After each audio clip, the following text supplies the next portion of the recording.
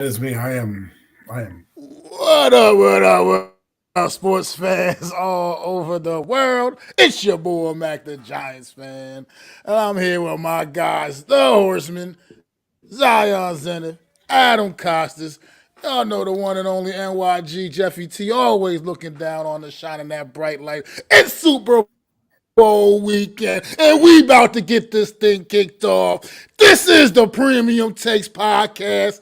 Let's go!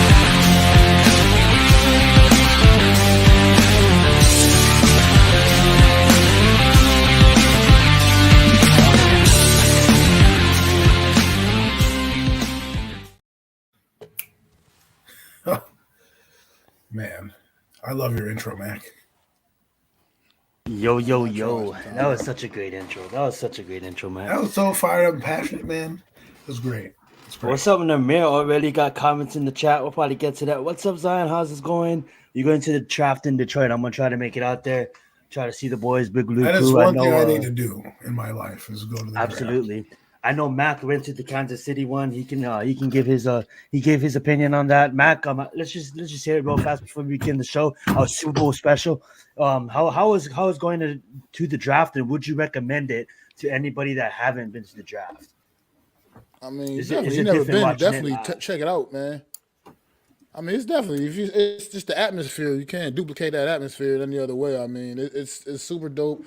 It's probably one place you ever can go where you'll literally be amongst a multitude of fans from every team in the league, all over the place. You're seeing all kinds of different random jerseys and paraphernalia and merch. It's super dope, man. It's a lot of people. It is always it's a crowd.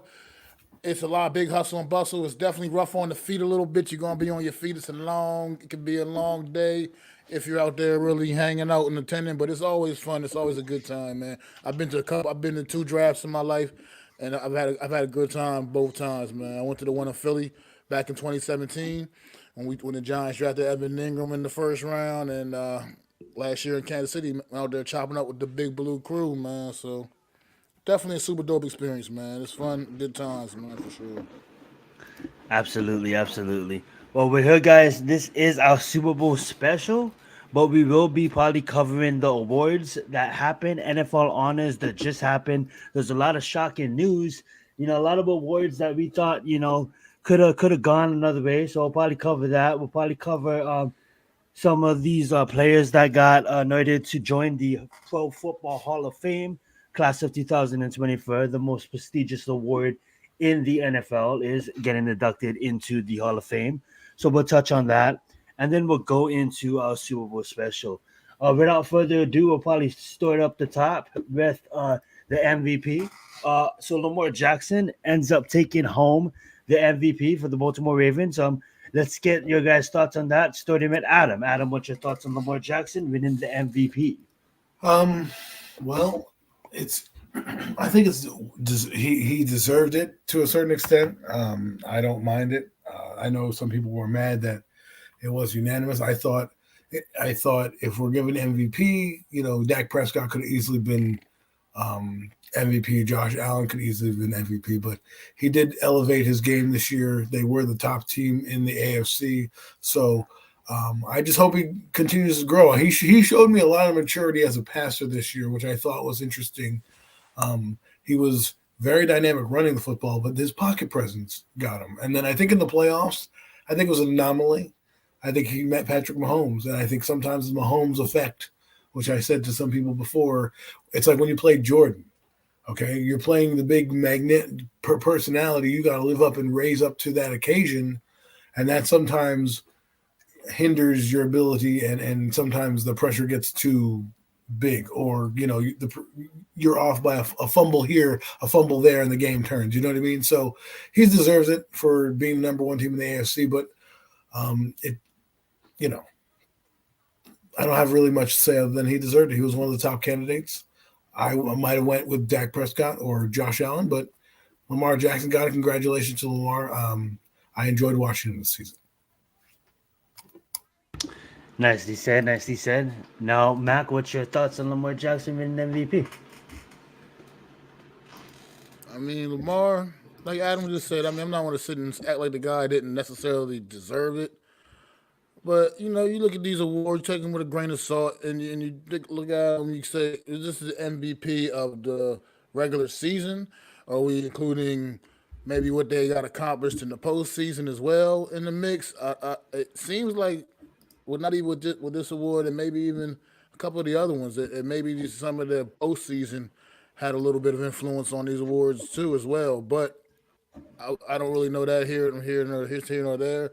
I mean, personally, I think if you're measuring who the most valuable player was, maybe this season, statistically, especially, as an individual, I would have probably leaned more towards the Dak Prescott. He put up some phenomenal numbers in the regular season. And so I'm kind of right there on board with everything Adam just said. I'm not going to sit here and complain totally that Lamar Jackson won. Oh, he shouldn't have won. I mean, still a pretty well-deserved award. I mean, he went out there and he also did have a tremendous season as well and led his team to, like Adam said, the top of the AFC.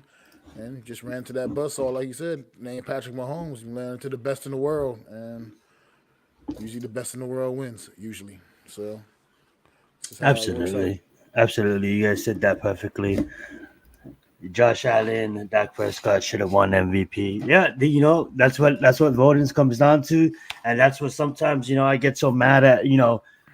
Just for example, where the college, the AP, just for example, the AP where they put some of these teams, like why is the top 25 even a ranking? You know what I'm saying? So honestly, with MVP, you want your guys to win, but sometimes with these votes, it doesn't swing that way.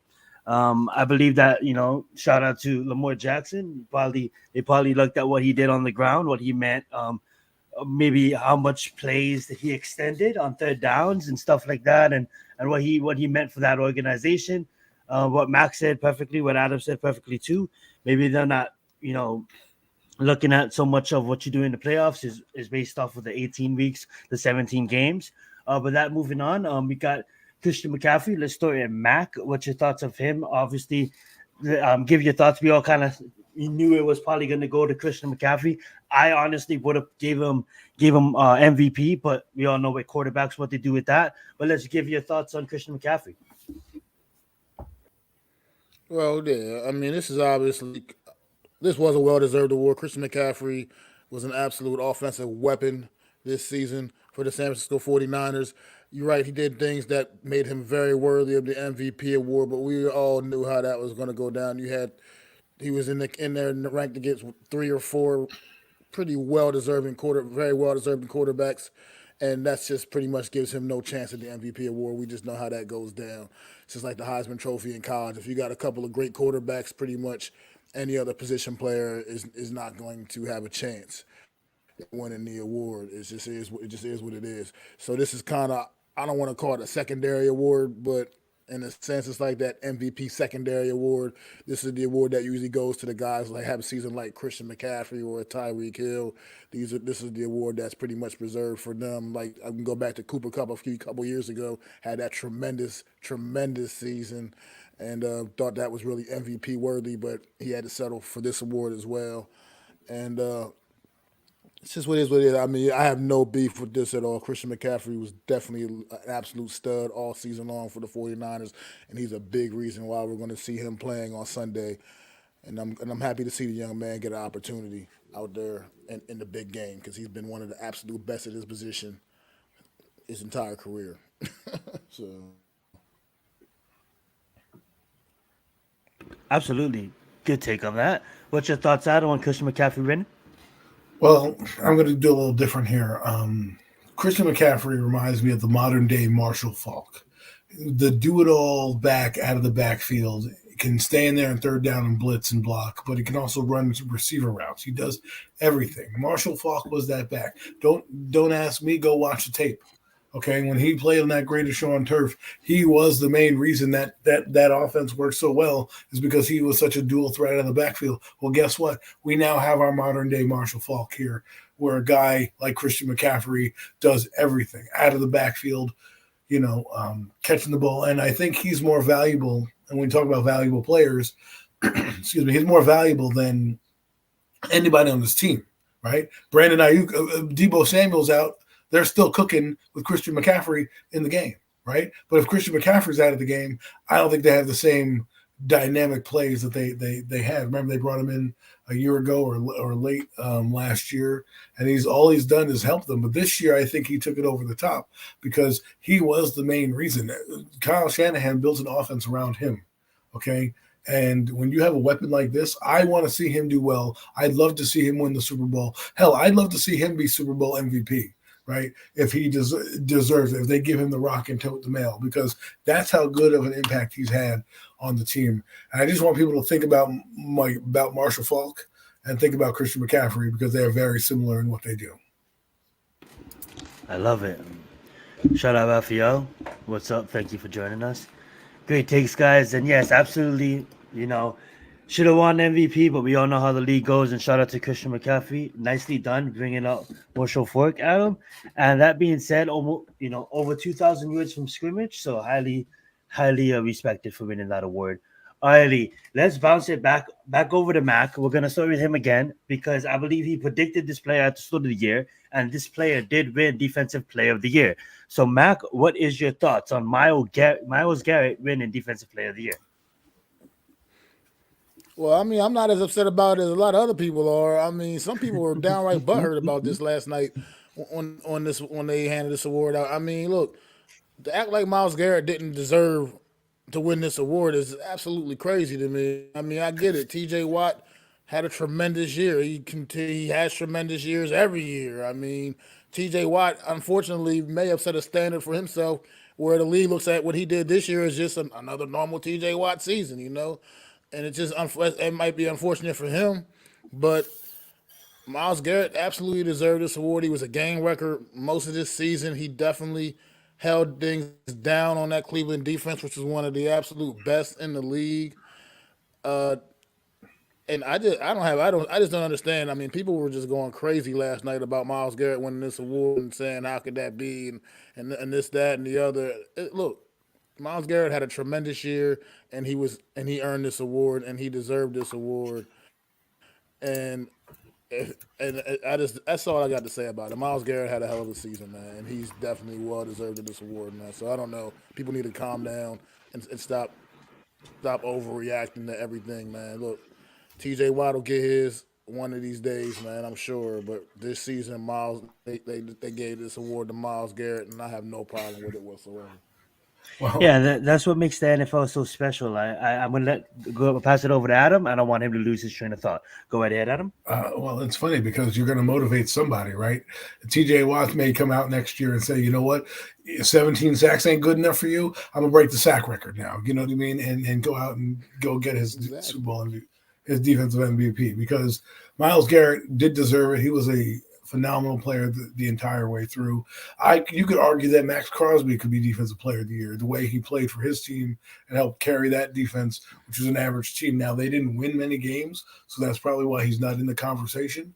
And the Pittsburgh Steelers, again, didn't have the greatest of seasons, but TJ Watt did get injured. I guarantee you if TJ Watt doesn't get injured and banged up, he gets to play a couple more of those games, boom, he might hit the sack record. Who knows what would happen. But if I'm TJ Watt, don't feel bad. Just come out and wreck the league like you always do. You know you're going to the Hall of Fame. And so is Myles Garrett. Myles Garrett has 88 sacks in his career. I think he's still fairly young, 1995. So we're talking 28 years old. So defensive ends these days stay till about mid-30s. So you got to think that he's already won a Defensive Player of the Year award.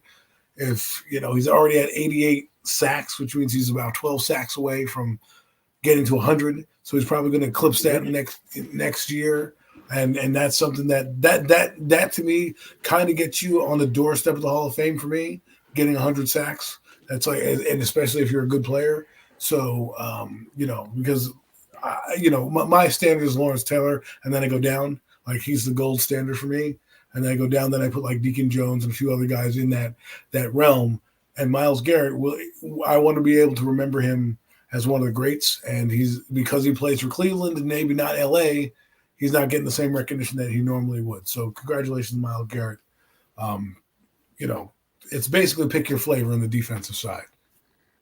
That's absolutely facts, and that's what makes the NFL so special. It's so great because so much competition and so much elite athletes. You know what I'm saying?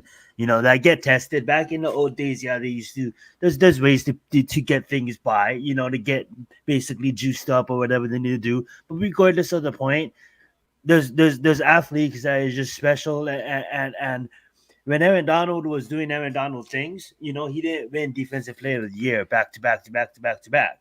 He shared it with others, and it just goes to show you what Max said and what Adam said.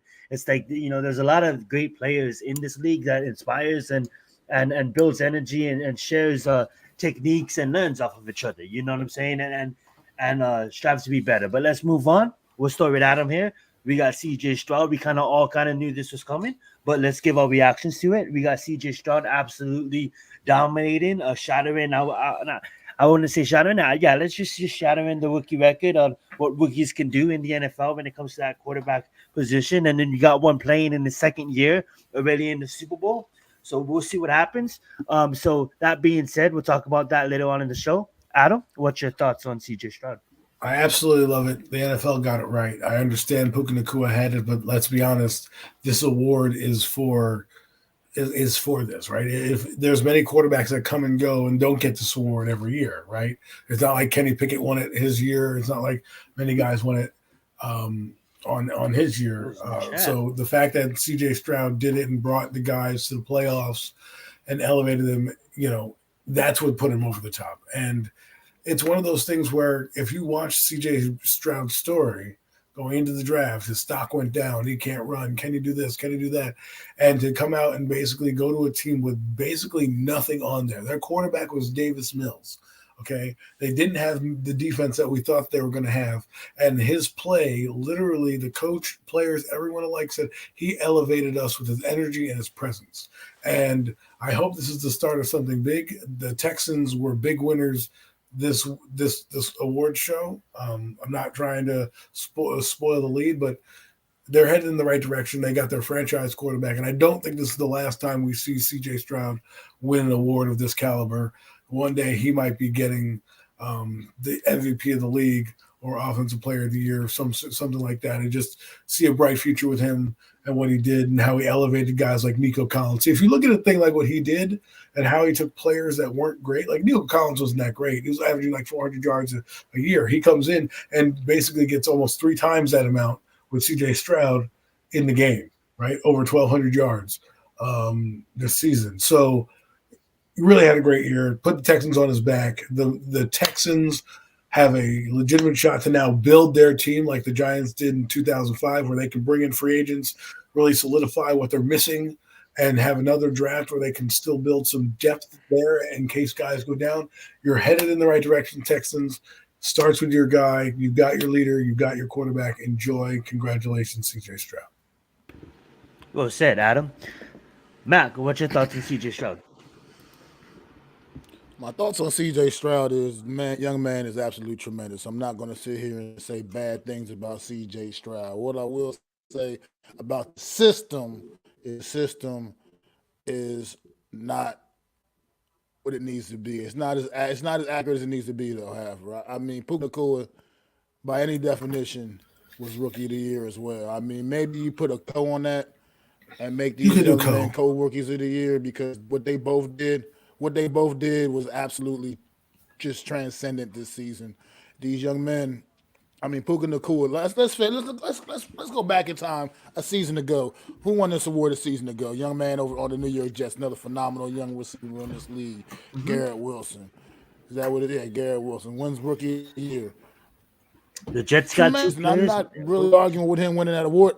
I'm not arguing with him winning that award a year ago. However, his season didn't even remotely compare to Puka Nacua's this season. Not even close. You know what I mean? And it's unfortunate for a young man that like a Puka Nacua to come out, CJ Stroud pick, have this put together the season he had, and unfortunately for him, CJ Stroud coming out number 2 overall pick in the draft, quarterback that just did tremendous things as well. at the quarterback position, leading his team into the postseason. But Puka Nacua had a lot to do with the Rams as well, making that postseason. Because let's go back in time to the beginning of this year, before the season started. I know I did, and I think a lot of other people were kind of on the same page as me, thinking the Rams weren't going to be a very good football team. They didn't think the Rams were going to do the things that they did this season. I mean, that's just facts. They had no draft Nacua picks. had a big impact on what they did. They come out the first 3 or 4 weeks of the season, no Cooper Kupp. No problem. We got this kid, 5th-round draft pick from Brigham Young, baby, Puka Nacua, out of nowhere. Just lights the league up. Cooper Kupp rejoins the team. You think Puka Nacua's production is going to take a step back because Cooper Kupp's back out there? Hell no, it absolutely did not. Puka Nacua played at an all-pro level the entire season. And I gotta keep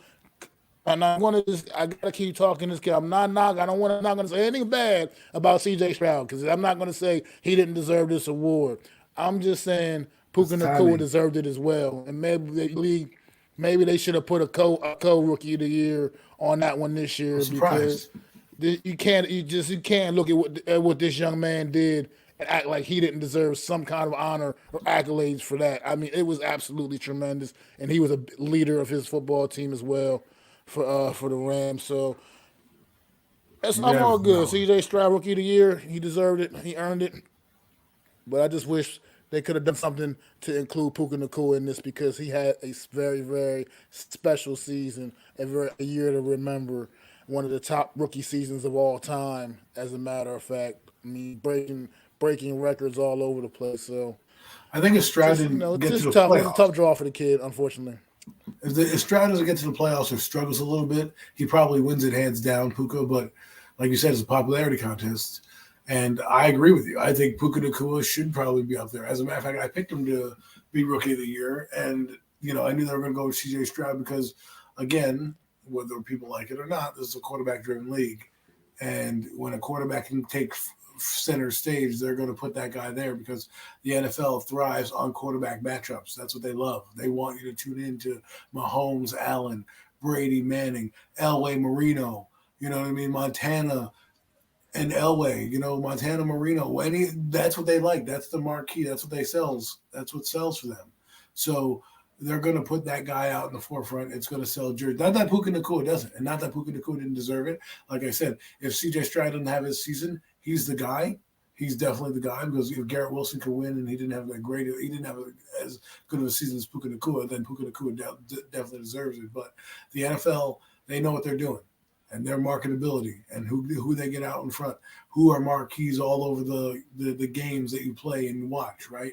When they show you hot streaks and everything like that, it's the quarterback. So, that's why he won it. They probably needed a guy like this to win it, just because it just, again, proves to them their product, right? As in, you need a franchise guy. Anyways, sorry.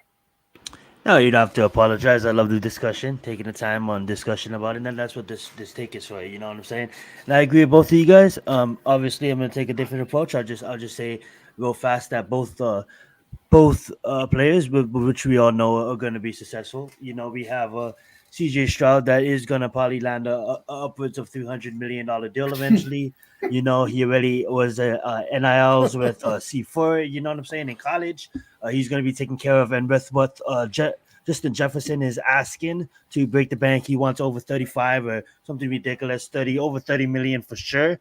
If the Vikings give Justin Jefferson the money, Puka Nacua, if he continues doing what he's doing, he is going to be getting paid, and you only can win this once. So totally understand the discussion for it. It's not you only a rookie once, but there is a lot of other special awards that he can come down the road. But Adam laid it down perfectly, which we all know, quarterbacks, which we are going to talk about later on in our Super Bowl segment on the NFL, and what they like and what they don't like. But that being said, should you get an award for being like a leader at something? So let's say he led the NFL in receiving, right? Should that be honored at the award show? Because I believe he gets like league awards, like some trophies, but it's not like major, like mainstream awards. But he does get like little small, like individual, like trophies that the league gives out and that other organizations, maybe like Sports Illustrated, receiver of the year and stuff like that. He obviously gets recognized. maybe he might get some sponsorship deals and stuff like that. So your name does get out there, and that's what I believe. But when it comes down to the award that really matters is this one, and there's only one offensive rookie of the year, and I just think I don't say I agree with it. I don't agree with it, but maybe it becomes a dishonor if they do split the award. There's no participation trophies. Either you win it or you don't. That's just the way I look at it. But definitely Puka Nacua should have won one. But he did it. Defensive rookie of the year. Let's start with Will Anderson Jr. Well, interesting. Third overall pick wins the award. The Texans, I told you, they took home some hardware this week, and for them, first off, I don't know. This could be a trivia fact. This is the first set of teammates going back to back in both offensive and defensive rookie of the year. I don't know if that's happened. This is the first time ever, or is it? It probably is. It has to be. Well. That's so. Listen, folks, I just created a trivia question right there because you may not see that again, where you have both the offensive rookie of the year and the defensive rookie of the year. Could have went to Jalen Carter. He had a solid season as well. I actually thought it might have went to him, but Will Anderson, he put on a show. He had a pressure rate. He was a very good disruptor towards the end of the season. At the beginning, they were a little worried. But towards the, he had 7 sacks, so that's a good start to his year. The expectation for a rookie, you may not want out the gate, 10 sacks or nothing. Like Thibodeau got 4, Hutchinson got 9 when his first rookie year. So and Trayvon Walker got like 4. So you saw the maturation of what he could be, and the Texans got the Texans. In their short history, have had some decent defensive players play for them. And this is going to be another one of those decent defensive players that's going to play for this Texans organization.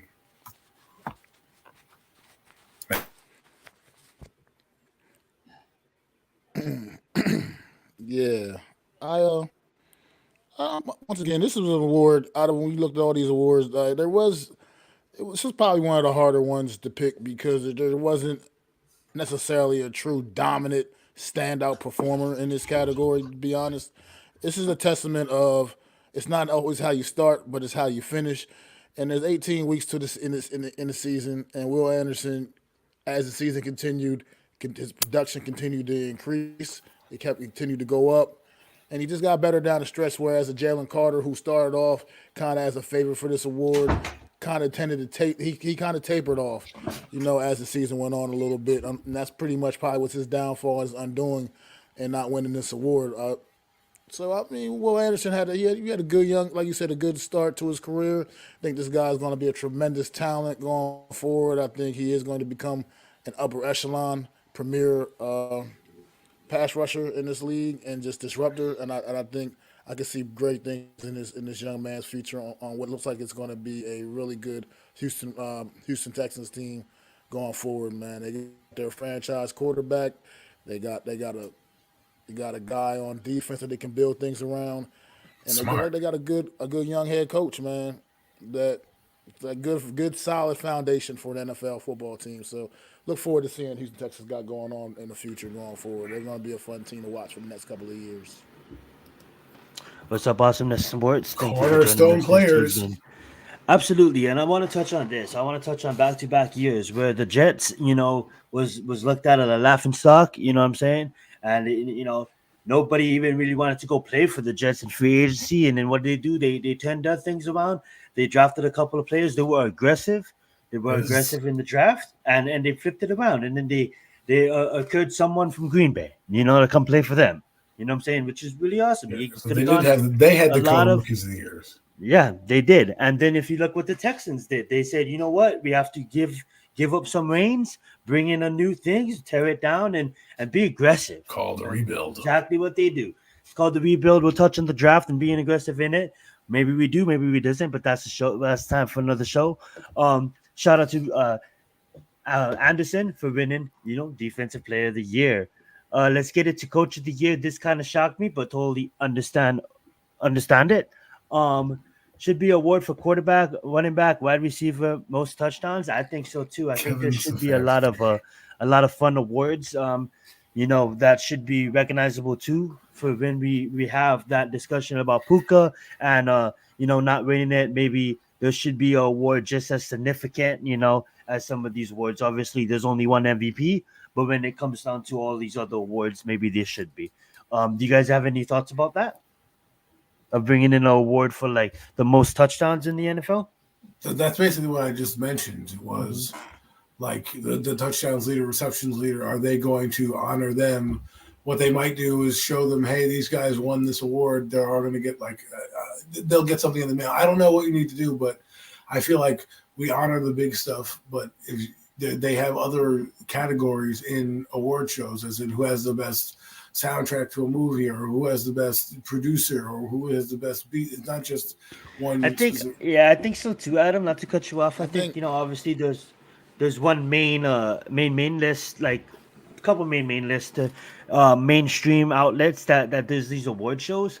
But when you look at these players when they're doing interviews, or maybe you watch like a behind the scenes or something about their lives, there's a lot of other awards that they probably may get from other sources, like your PFF or your Sports Illustrated, your Nickelodeons, or other entities, your Nikes of the world that does give individual awards throughout the off season, throughout all these charity events that they do as well.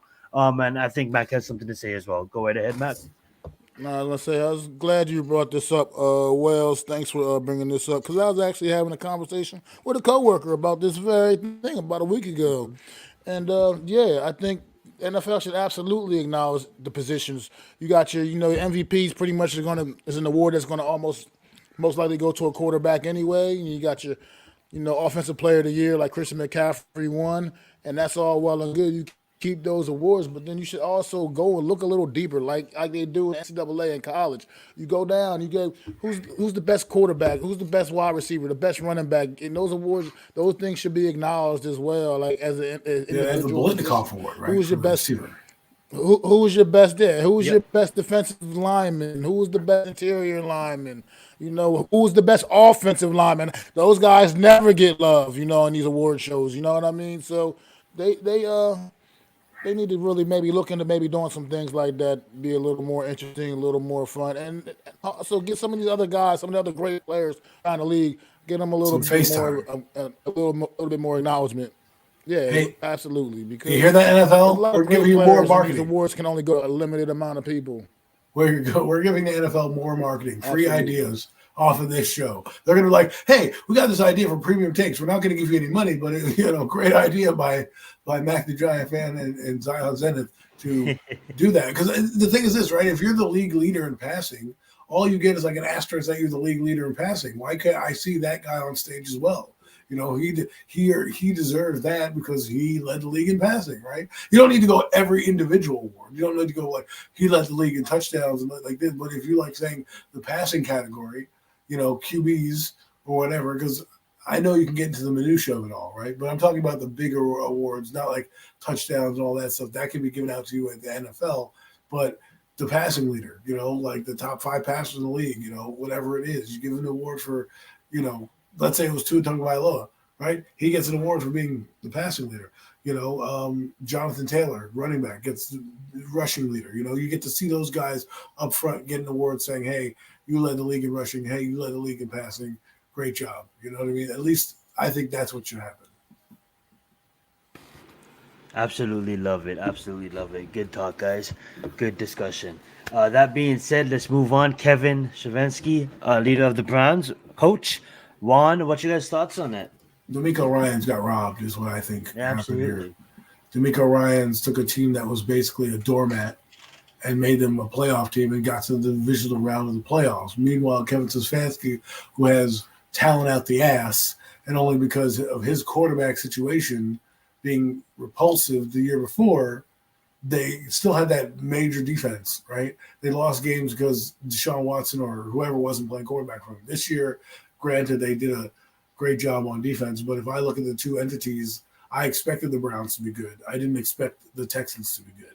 And so to me, when you do that, I mean, he had basically a run like Brian Dable, but almost even better because they were putting up points, playing defense, and went to the divisional round, and obviously, didn't make it. But they were playing the Baltimore Ravens, the best team of football at that point. But you can't take anything away from what he did and how he's turned that program around and made it into the winner that it is right now. So I thought he got robbed. Stefanski's been there before. I don't think he's did anything earth-shattering to me. The Browns, I expect them to be somewhat in the playoff hunts. But did you think the Texans were? I did not. So. Well said, well said. Mac, what's your thoughts on Kevin? I mean, I do agree a little bit there with Adam, you said, and but at the same time, Kevin Stefanski did have some legitimate obstacles to overcome. I mean, when the Deshaun Watson thing was starting to, his injuries issue was becoming a problem. That team had a couple of rough weeks in Cleveland when they didn't really have a quarterback in place that could get the job done. I mean, and somehow you bring in old man Joe Flacco, and it kind of gets things going again offensively enough to hold it down. I mean, DeMeco Ryans, in my opinion, should have been coach of the year. So that is how I feel about it. I do agree with what you said, Adam. You just took a team like Houston that went from having the number 2 overall pick in the draft to a division title, a playoff win in the wild card round, and then making it going on to the divisional round with the rookie of the year at quarterback, with the rookie defensive player of the year on defense. I mean, I think DeMeco Ryans should have definitely won this award. I mean,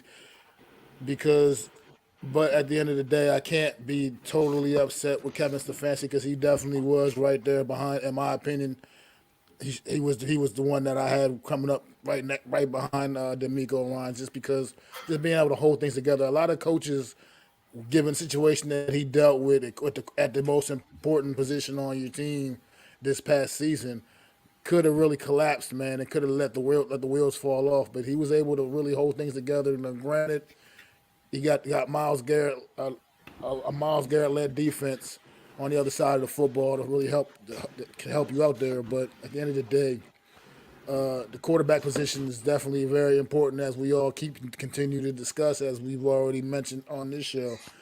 And things could have really fell apart for this Cleveland Browns football team, and the fact that he was able to keep them together and take them into the postseason. Now, it didn't go well for him in the postseason, obviously, but the fact that he was able to still keep this team together, like I said, and lead them into the postseason, and they didn't win their division, but they had a really tremendous year, and I think DeMeco Ryans should have won it.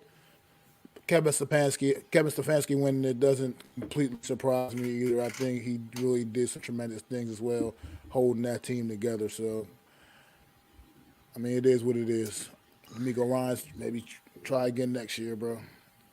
Absolutely, it is what it is. Shout out to Cleveland Browns for winning it. I wouldn't agree with it. I would have gave it to DeMeco, but it is what it is, and it just sucks. It just sucks because DeMeco, if I'm him, I'm pretty mad. I'm pretty mad about this one, guys. Like, this one is what I'm mad at. If you look at Baker's face, Baker's pretty mad at it. It's like, understand he came off the couch. He's ready to perform.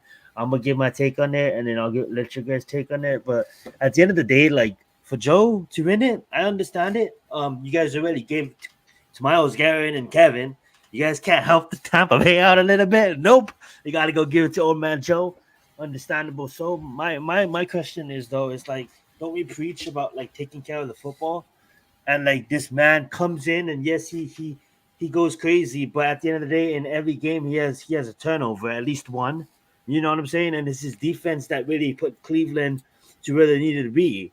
So when you look at Baker Mayfield, a lot of people may say like, oh yeah, but he has all these special weapons and he has a lot of turnovers too. But a lot of the games as well, we wasn't expecting Baker Mayfield to read the defense as good as he read the defense, and for him to do what he did in Tampa was absolutely amazing. I understand why they would give it to Joe, but I just kind of butthurt over this one. I really wanted Baker to get his, even though I really wasn't even a Baker's fan before the season, but he He definitely made me a fan this season. Shout out to Baker. But what's your guys' thoughts on Old Man Joe winning this award? Comeback Player of the Year. Wasn't Matthew Stafford in that category? Matthew Stafford was also in this category. I think that guy should have won the award because if you're talking about comeback player, he was actually injured, right? He was injured this previous season, and so to come back this year, and he was injured this year as well, and come back this year and have the season that he had and lead his team to the playoffs with the limited team that he had, I'll give that comeback player. Now, did Baker Mayfield have a good year?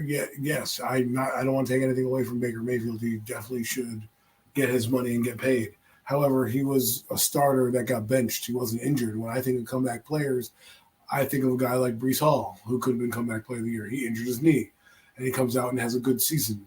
You know what I mean? That's a comeback player of the year to me because he didn't play the previous year. He's coming back off an injury. That's a comeback. You know, I guess you can call coming off the couch like Joe Flacco a comeback too, since he's retired. But to me, he was sitting on his couch, and I don't think he played as well as Matthew Stafford did down the stretch.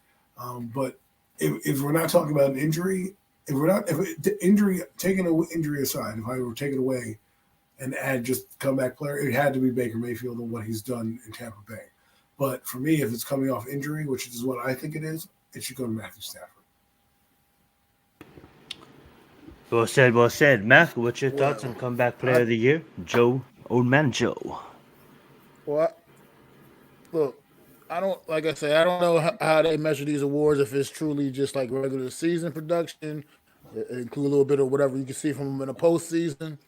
But if that's the case, I just believe that Baker Mayfield should have won this award. I really do. I understand why the young man was upset. I mean, he's had a rough career by no stretch of the. I mean, he's had a rough career, point blank and period. I think this season was pretty much his last opportunity to prove that he was worthy of being a starting quarterback in the NFL, or even being in the NFL. And I think he went out there and proved that he does belong here in this league, leading a team. He led his team to a division title. Led his team to a playoff win against the defending NFC champions. And played a solid game against the Lions. Let me remind you of that, against the defending. And he absolutely did. And so I think Baker Mayfield should have won this award. Joe Flacco really went out. I mean, he came off the couch and he really did some good things for Cleveland, keeping them afloat. They got him, into the playoffs, but he went out there and laid an absolute egg in the postseason game against Houston, man, and he looked like the old Joe Flacco we all remembered. So I just think if you look at that, that I just think that probably should have knocked him down a peg. But you know what? They gave it to Joe Flacco. It is what it is. I want to talk about somebody else that was nominated for this award that did not win it, and I understand why he didn't win it. He wasn't really activated for most of the games this season, but his story is something that we'll never ever forget, man. And that is the young man Damar Hamlin. I think what the NFL should do, especially in particular with this award, is rename this award the Damar Hamlin Comeback Player of the Year award. I think they should really reconsider renaming this award, because this young man came back from death. From death, yes. And yes, he didn't play much. This man died this season for the Buffalo Bills, but he was part of that team. He was out there practicing out there with his guys all season long, and even that in itself is a true testament to his fortitude, man. And I want to, an NFL should maybe consider doing something like that and honoring this young man, until the end of time, man. With that, just by naming the award on his behalf. So just something, little food for thought, league. If you're anybody out there listening, take that one from MacDaGiantsFan, man. Consider renaming this award the Damar Hamlin Comeback Player of the Year award. Make sure you timestamp it so this is being recorded, so we know, people. We can't take it from us. Take it from Mac. It's being recorded. Absolutely. Let's talk about what's up, both the Chad? region's Man of the Year. What's up, chat? With Cameron Hayward winning it. What's your guys' thoughts on him winning it? We don't have to get too deep in it, but the Man of the Year, well deserved, fantastic trophy. Go right ahead, Adam. Well deserved. You need these awards. These awards are what keep the league sane. And guys deserve to be awarded for the charities that they do, because there are some good guys in the NFL. The police blotter doesn't always have to be how the NFL story is documented on the off season, right? And to give Ironhead Hayward, I know his dad played fullback / running back, loved those commercials. Hey Ironhead, what's with this thingy? Loved all those commercials that he made. And now his son is honored. He might go to the Hall of Fame. He's won a couple of Super Bowls. He's been I don't know if he won Super Bowls, but he's been a good player his entire career, and well deserved for a guy who's done a lot for this league, and hopefully we'll probably have a busting Canton at some point. Love it. Mac, what's your thoughts on Cam Hayward winning this award? I mean, I think Cam Hayward he's a great individual. I mean, I don't know much about his charitable donations and whatnot. Obviously, I don't follow him that closely, but I know he's a tremendous talent in this league. This award is not an award about playing the field in any means. It's definitely about all your off the field things. And of course, as a New York Giants fan, I would like to see Saquon Barkley had won this award. He was the Giants nominee for this award. But at the end of the day, I mean, I'm not going to be mad because Cameron Hayward won this award. I mean, I'm sure that young man goes out there and is very, very charitable and does a lot of good things for his community, man. And congratulations. That's all I can really say about that one.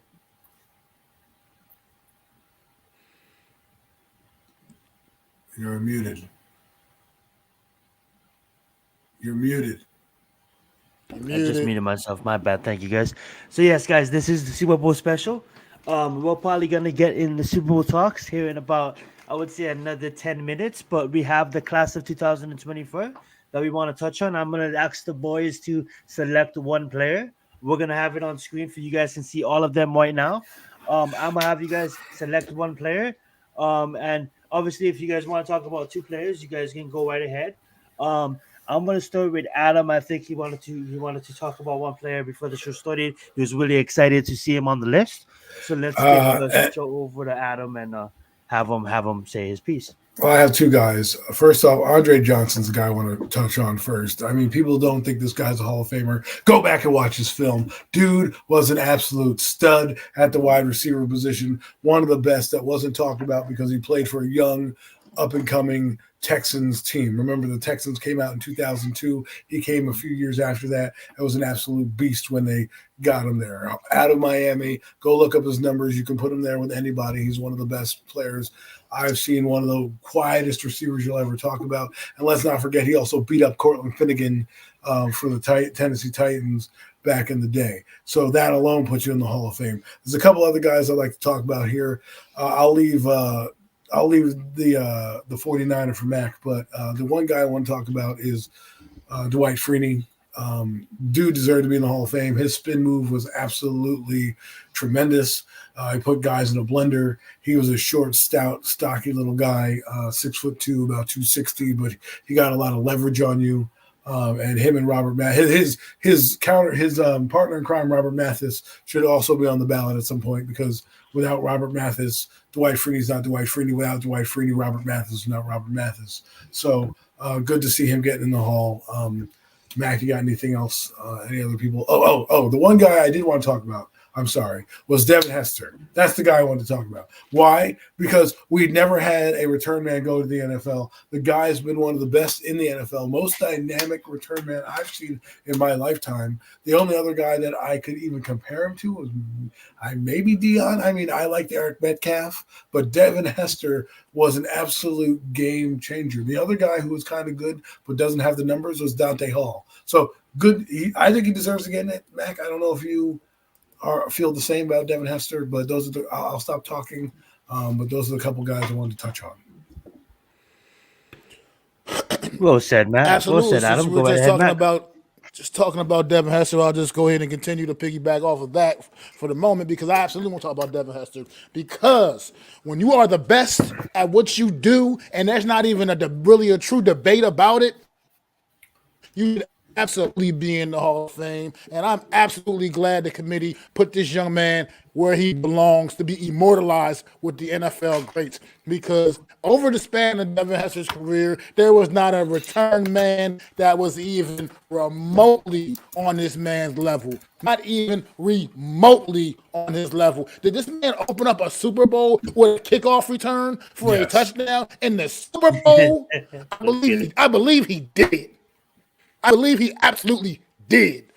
Devin Hester was so electric. Punt returns, kick returns, and even the occasional play come in and get an occasional play at wide receiver and dump him electric. I mean, this dude was just an electric player on the field with the ball in his hands. Sure, he was drafted in the NFL as a D-back, but that clearly was not his path. That was not his calling in the NFL. And 19 return touchdowns. I just want to put that out there. 19 return touchdowns between kickoff and punt return. So 19. Anybody questioning Devin Hester's credentials to be in the NFL of Fame, I got 2 words for you. Suck it, baby. Devin Hester's right where he belongs amongst the greats of the NFL.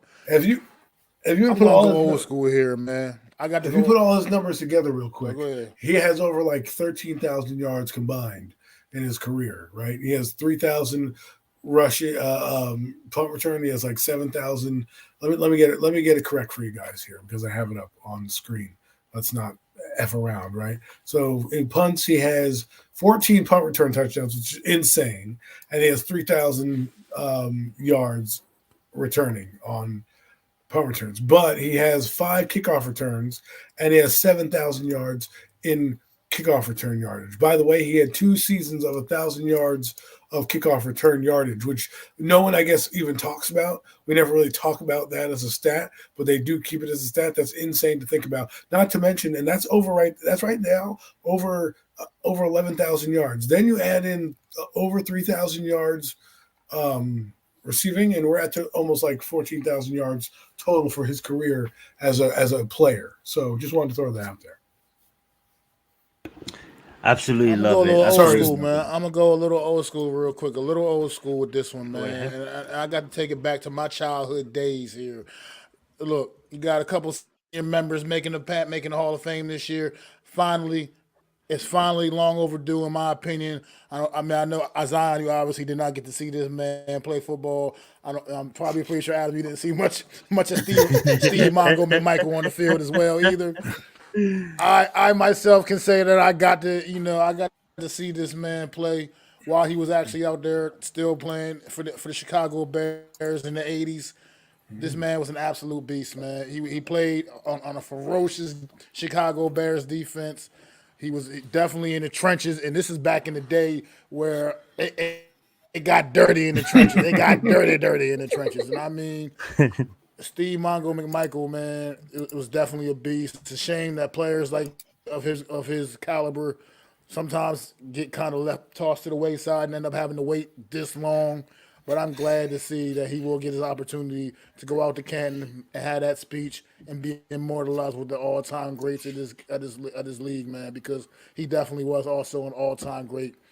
And Steve McMichael, man, long overdue. But all these guys, man, I mean, all these guys are definitely deserving. Patrick Willis, we can go on and on about Patrick Willis, man, on and on. Julius Peppers, like you said, Dwight Freeney, these guys are all well deserved, man. So all of them were. That's all I got, man. Great Hall of Fame class right here. Great Hall of Fame class. And you know what it is? Now I feel old because these guys were my era of guys growing up, right? Dwight Freeney came in the mid 2000s. You know, Devin Hester, the same thing. So did Andre Johnson, Julius Peppers, and Patrick Willis all came in from that 2000 to mid 2000 range for me when I was a youngin watching football. And you was a young buck. And now I'm an olden because I'm about to hit the big 4-0 in the next few weeks. And it's just to watch some of these guys go in, like Andre Johnson, I knew Julius Peppers going to the Hall of Fame. Patrick Willis, I always thought was a Hall of Fame talent. Didn't know if he was going to get in because of his career being short. And Dwight Freeney, I knew that guy was going. And Hester, I always thought was going because I was always talking because there's other guys that deserve to be there, right? Eric Metcalf deserves to be in the Hall of Fame. He was a good return man. Brian Mitchell deserves to be in the Hall of Fame. He was a good return man. He was one of the best that we've ever seen as well. The most dynamic one was Devin Hester, and then another one was Dante Hall, but Hall won't have the numbers to get in. But Brian Mitchell should be there. Brian Mitchell absolutely should be in the Hall of Fame. So hopefully Devin Hester can open up that ballot, and maybe down the road Brian Mitchell can make it in as alumni or an older one of the the senior members of the Hall of Fame. Well said, fam. I just want to take this time to just say, a lot of these players I didn't really get the time to watch them play the entire their careers. Google. And do know them by name, but not really. I don't want to talk out of my ass. I will say this: I do know Devin Hester. I did watch him play a lot. I do know Andre Johnson, Patrick Williams. When were you born? 1993. So you should have seen Devin Hester. I mean, oh yeah, who I was going to talk about. Devin Hester, your boy said it perfectly. Watched him play. Watched him put the return position on the map. You know what I'm saying? When you look at special teams, a lot of people don't want to play that position.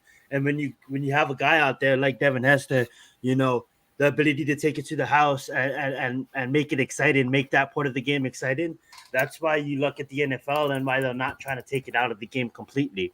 Trying to make it safe, but not trying to take it out of the game completely. So shout out to Devin Hester. Definitely so. Adam brought it up perfectly. You don't really see this a guy of that nature in a sense of playing that position. He wasn't really like his position was on special teams. He was a specialist. You know what I'm saying? So shout out to him. And then obviously growing up and watching players like Megatron and tight ends like Tony Gonzalez at the later ends of their career. Megatron throughout his career, Tony Gonzalez by the end of it when he went to Atlanta. Seeing players like Toomer on the Giants, and seeing Andre Johnson, he played around that same time. The Texans as a younger organization, you can't count good players that played on their team. Before the 2010s, it's like you got like 5 players maybe that's household names, if that. And Andre Johnson was one of those players, and he absolutely was the best receiver they have. That a lot of people would debate, or maybe it's they had Hopkins. Well, DeAndre Johnson, if you never watched him play, go like Adam. He's better than Hopkins. Yeah, he's better than Hopkins. Go put on some film. Absolutely a stud. But yeah, guys, so shout out to them. Shout out to them for making all of them for making the class of 2024. And anything else before we move along? And it's about an hour in, perfect timing. We'll start having some Super Bowl discussion. So any other thing you guys want to mention before we move on to our next subject? I just want to quickly put a bow on the Hester thing. I think Hester needs to be is the I guess how you say it, the seal breaker for positional players like this or positionless players like this who had one niche roles, because guys like Cordell Patterson, he might end up with 8,000 return yards and 2,000 receiving yards, and total yardage should matter. You keep stats for yardage, that matters. Like a guy like Tiki Barber has 15,000 yards total, 10,000 yards rushing, a couple thousand yards returning and receiving. He should easily be in the Hall of Fame just on sheer yardage and numbers alone. So I'm hoping that this will broaden that scope in the NFL, because a lot of great players are return players. Percy Harvin was a great return man, and I don't want to. It is still a position. I feel like if any position's on the field, except if you're playing it like punter, kicker, whatever, deserves to be in the Hall of Fame. What's the point of having those positions if you're not and having a Hall of Fame if you're not going to honor every position that's ever been played? So, well said. Well, guys, it is that time of the evening where we're going to talk about the Super Bowl. We got it right here in the background. We got the Chiefs and we got the 49ers, but we're going to do this a little bit different, guys. we're gonna just tease you guys a bit. We're not gonna go straight right into the main event of saying who's gonna win or give up predictions and who we're gonna think is MVP. We're gonna just play a little bit of side games. I'm gonna pass the duties over to Adam here in a bit, but before I do that, I'm gonna host the first two topics. The first topic, we're gonna talk about is just the outrageous prices of these damn tickets. Okay, now it started at $8,000 for nosebleeds, but now it's all the way up to $6,000. Going to Vegas, bro. Down. It's down. It's dropping. But you can obviously see that the average blue collar worker, unless you want tickets, is just basically priced out of the game.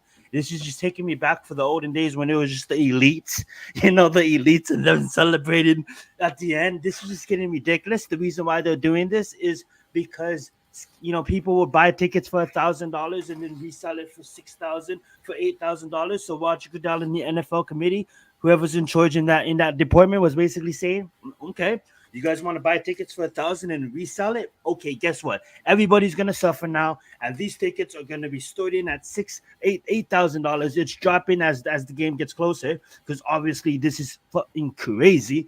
But that being said, I'm gonna let whoever wants to start it out first. Started out $7,000 for nosebleeds. Let's not even talk about getting closer to the field. I'll start the bidding at $2,000. No, I'm just kidding. There is the most expensive. The most expensive suite price is $2.5 million to enjoy this game. But go ahead. I'm glad I have that in my back pocket. That's why I'm here. But no, I don't really care. Because to me, it's in Las Vegas. The Super Bowl is outrageous. It's probably an okay idea to try it like this, but they're going to be like a hotel. And what a hotel does is the night of the hotel is you get your best rate the day of that you're staying at vacancy, because an empty room to them is empty business, empty money, right? Empty seat to them is empty money. So what's probably going to happen is you're going to see those tickets drop as the game gets closer and closer and closer. They're going to want to sell out. There's not going to be not a Super Bowl sellout. That would be absolutely insane. I guarantee those tickets will drop. They're just holding as long as possible. But I really don't give a damn because I don't have money to get there. So I'll be watching it on TV in the comfort of my own home, in my living room, having a nice couple snacks and beverages to go with it. Well said. What about you, Mac? Look, man, it's a Super Bowl. It's not a regular season game. It's not even a regular playoff game. It is the Super Bowl. It is the coup de grace. I mean, this is an experience. This is something you plan for. You don't just wake up in the morning and say, let's go to that game they're having over there at Legion Field over there. That game let's get some passes. World title.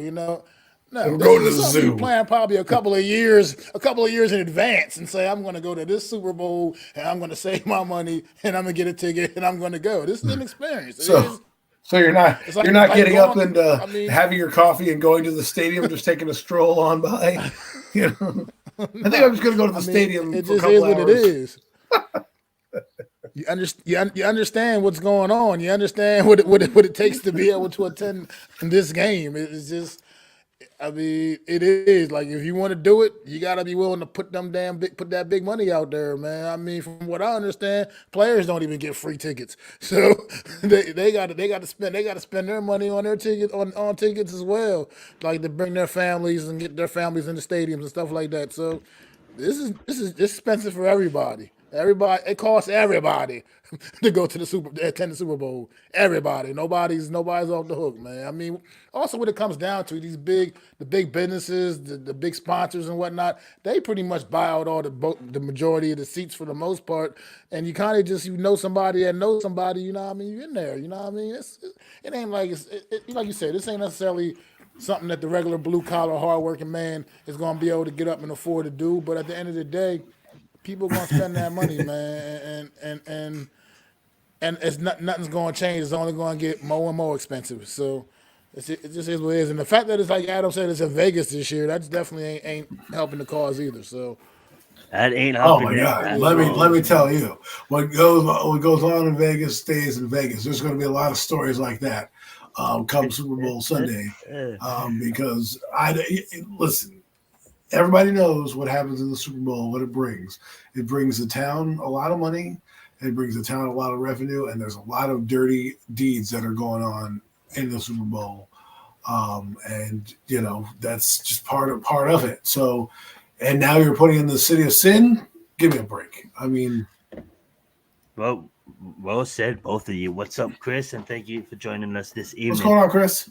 Before we get to Adam's trivia Chris? and playing a little trivia and maybe Adam will probably talk about what maybe some of our favorite dishes are, or we're doing the big game day at our houses. If you guys have any parties or anything, you're not invited. No, I'm just kidding. That being said, the next topic is going to be Super Bowl ads. Is there any ads or trailers or anything that you guys are excited to see at this particular game? Usually in other events, you just walk up and use the bathroom. Or maybe if people smoke, they get a smoke break or mingle or whatever you guys do. But some people, they love staying and watching the ads. So that being said, is there any special commercial that you guys are planning to see? Or is there any special commercial in previous years that you guys think nailed it out of the park?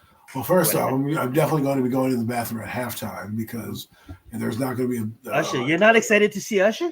I'd rather watch Rihanna and those groups. I'm not really. I don't really care who's at the halftime show. It's 20 minutes of my life I could care less about. It's just going to be another trivia question down the road. But as far as ads, I'm hoping that the TV and the Paramount Pluses and the streaming stations, because I'm watching on the streaming network, pack the breaks with fun commercials. Because being a person that's been in TV, I understand how it works, but sometimes you don't get the good campaigns till after.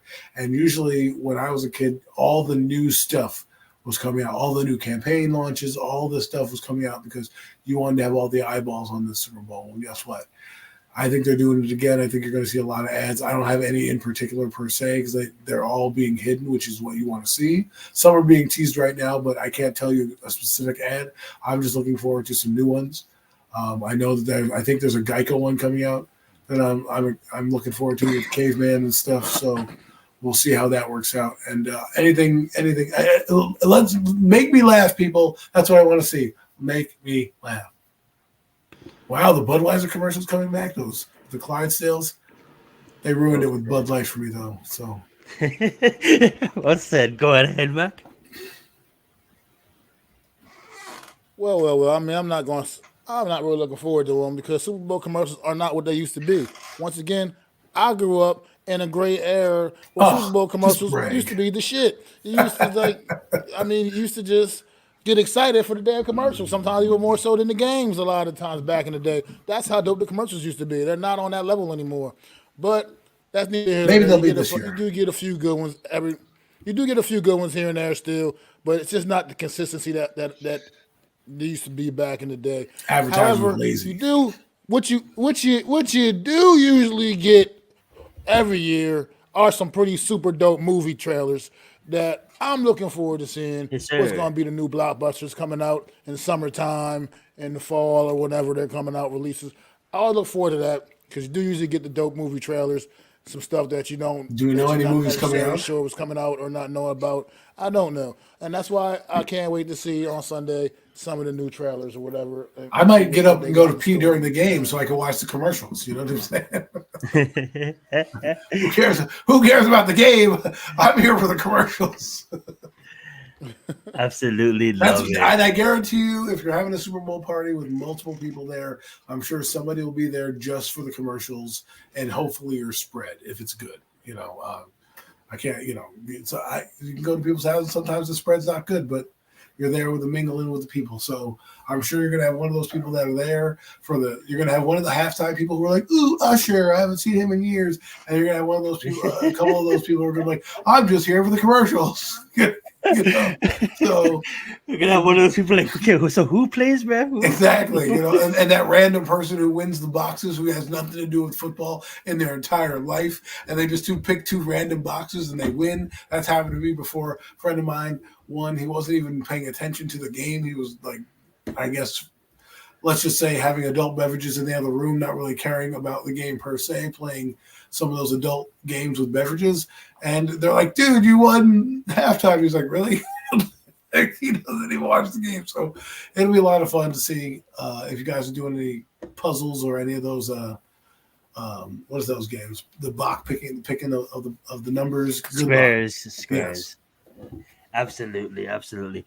Well, I'm with Mac here. You know, I'm just excited to see most of the movie trailers. I don't really know what really is coming out, you know, in the summertime or anything like that. But I know, you know, there should be some good movies coming out.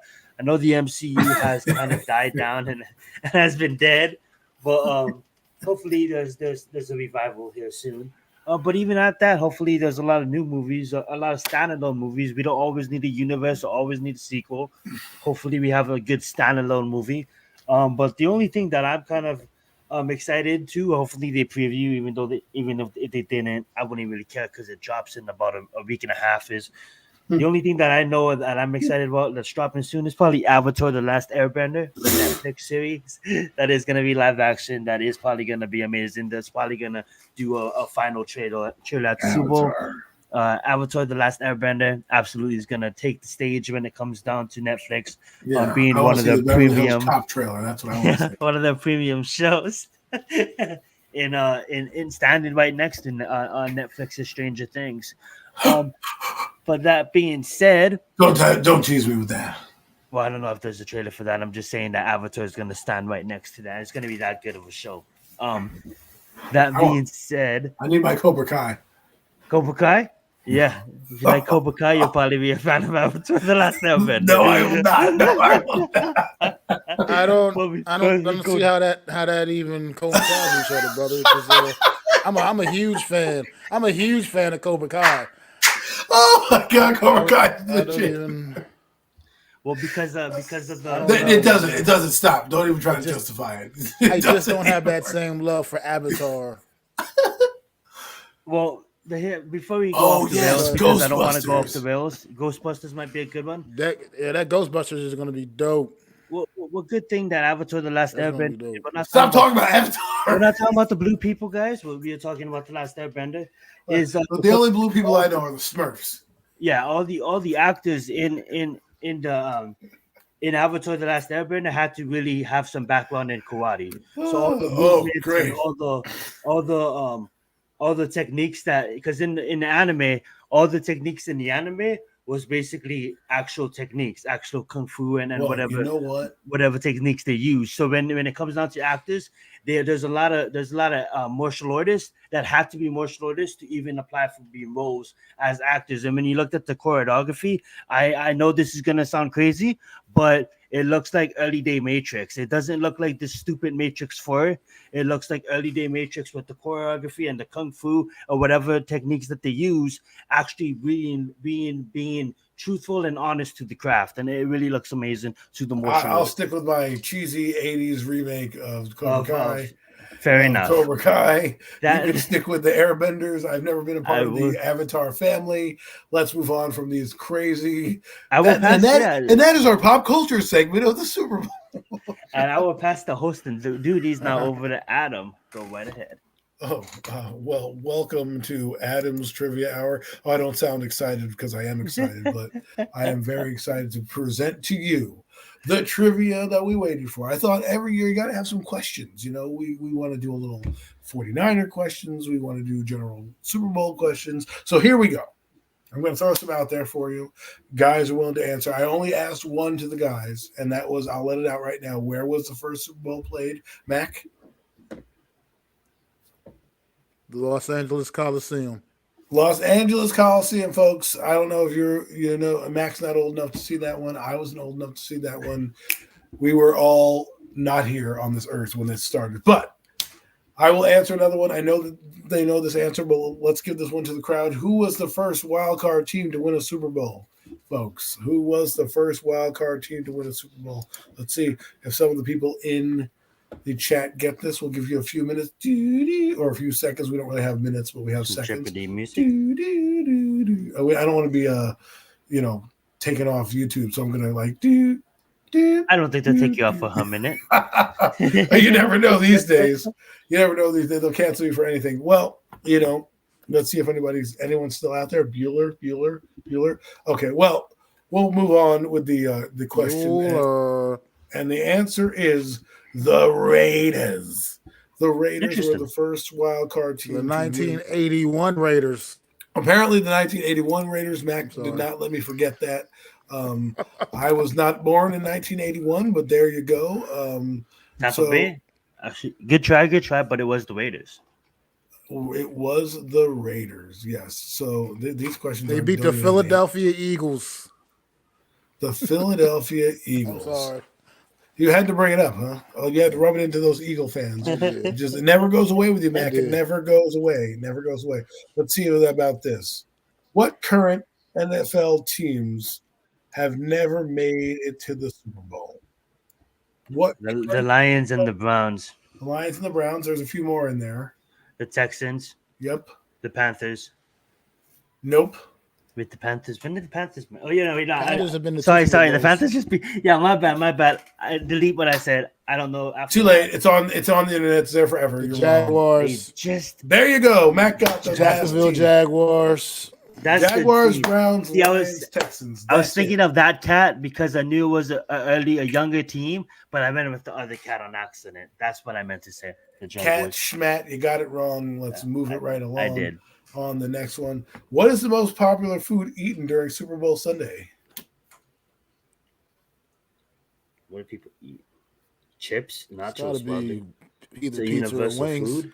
Well, Matt, you are correct. It is wings. Chicken wings are the most consumed. So if you are out there right now, you're probably late. The wings are probably sold out at your store. You're going to have to get them on the black market right now. They're probably sold out. Make sure you go get those Buffalo Wild Wings. That fast. BOGO deal. Here's a good one. Here's something that. How much does the Vince Lombardi trophy weigh?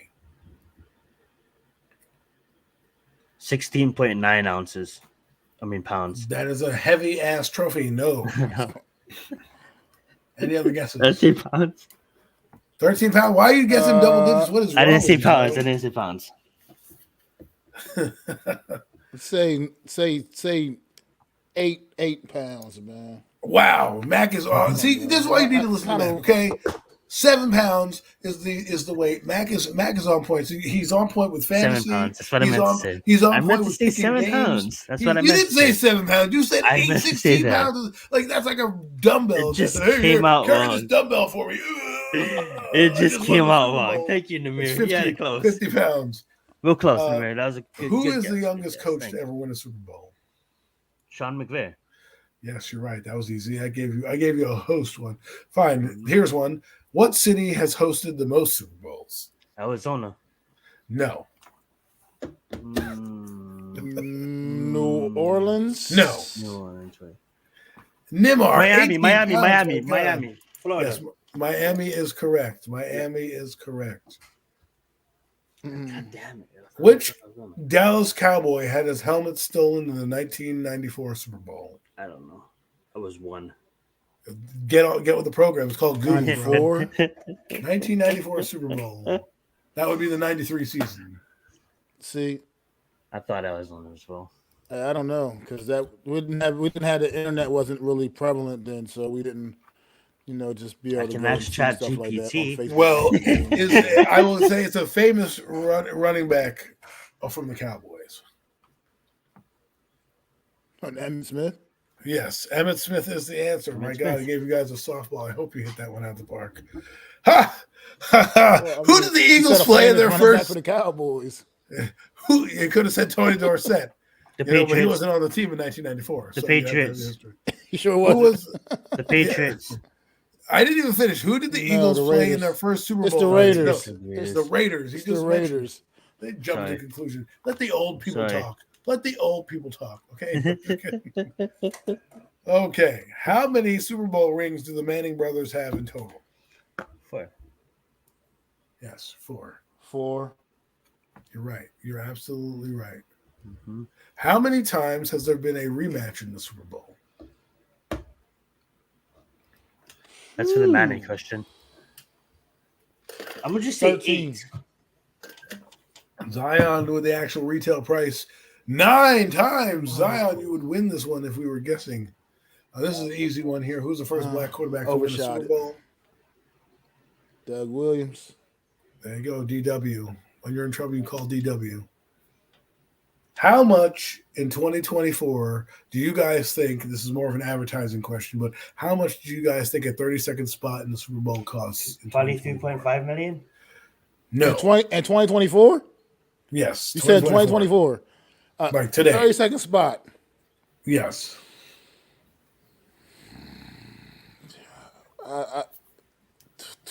Do I dare say? That's what I said, Chris. That's exactly what I said. I'll say two mil. I don't know. Wrong. $7 million for a 30-second ad in the Super Bowl. $7 million. Bro, so just go pay a kick streamer 100,000. They do it.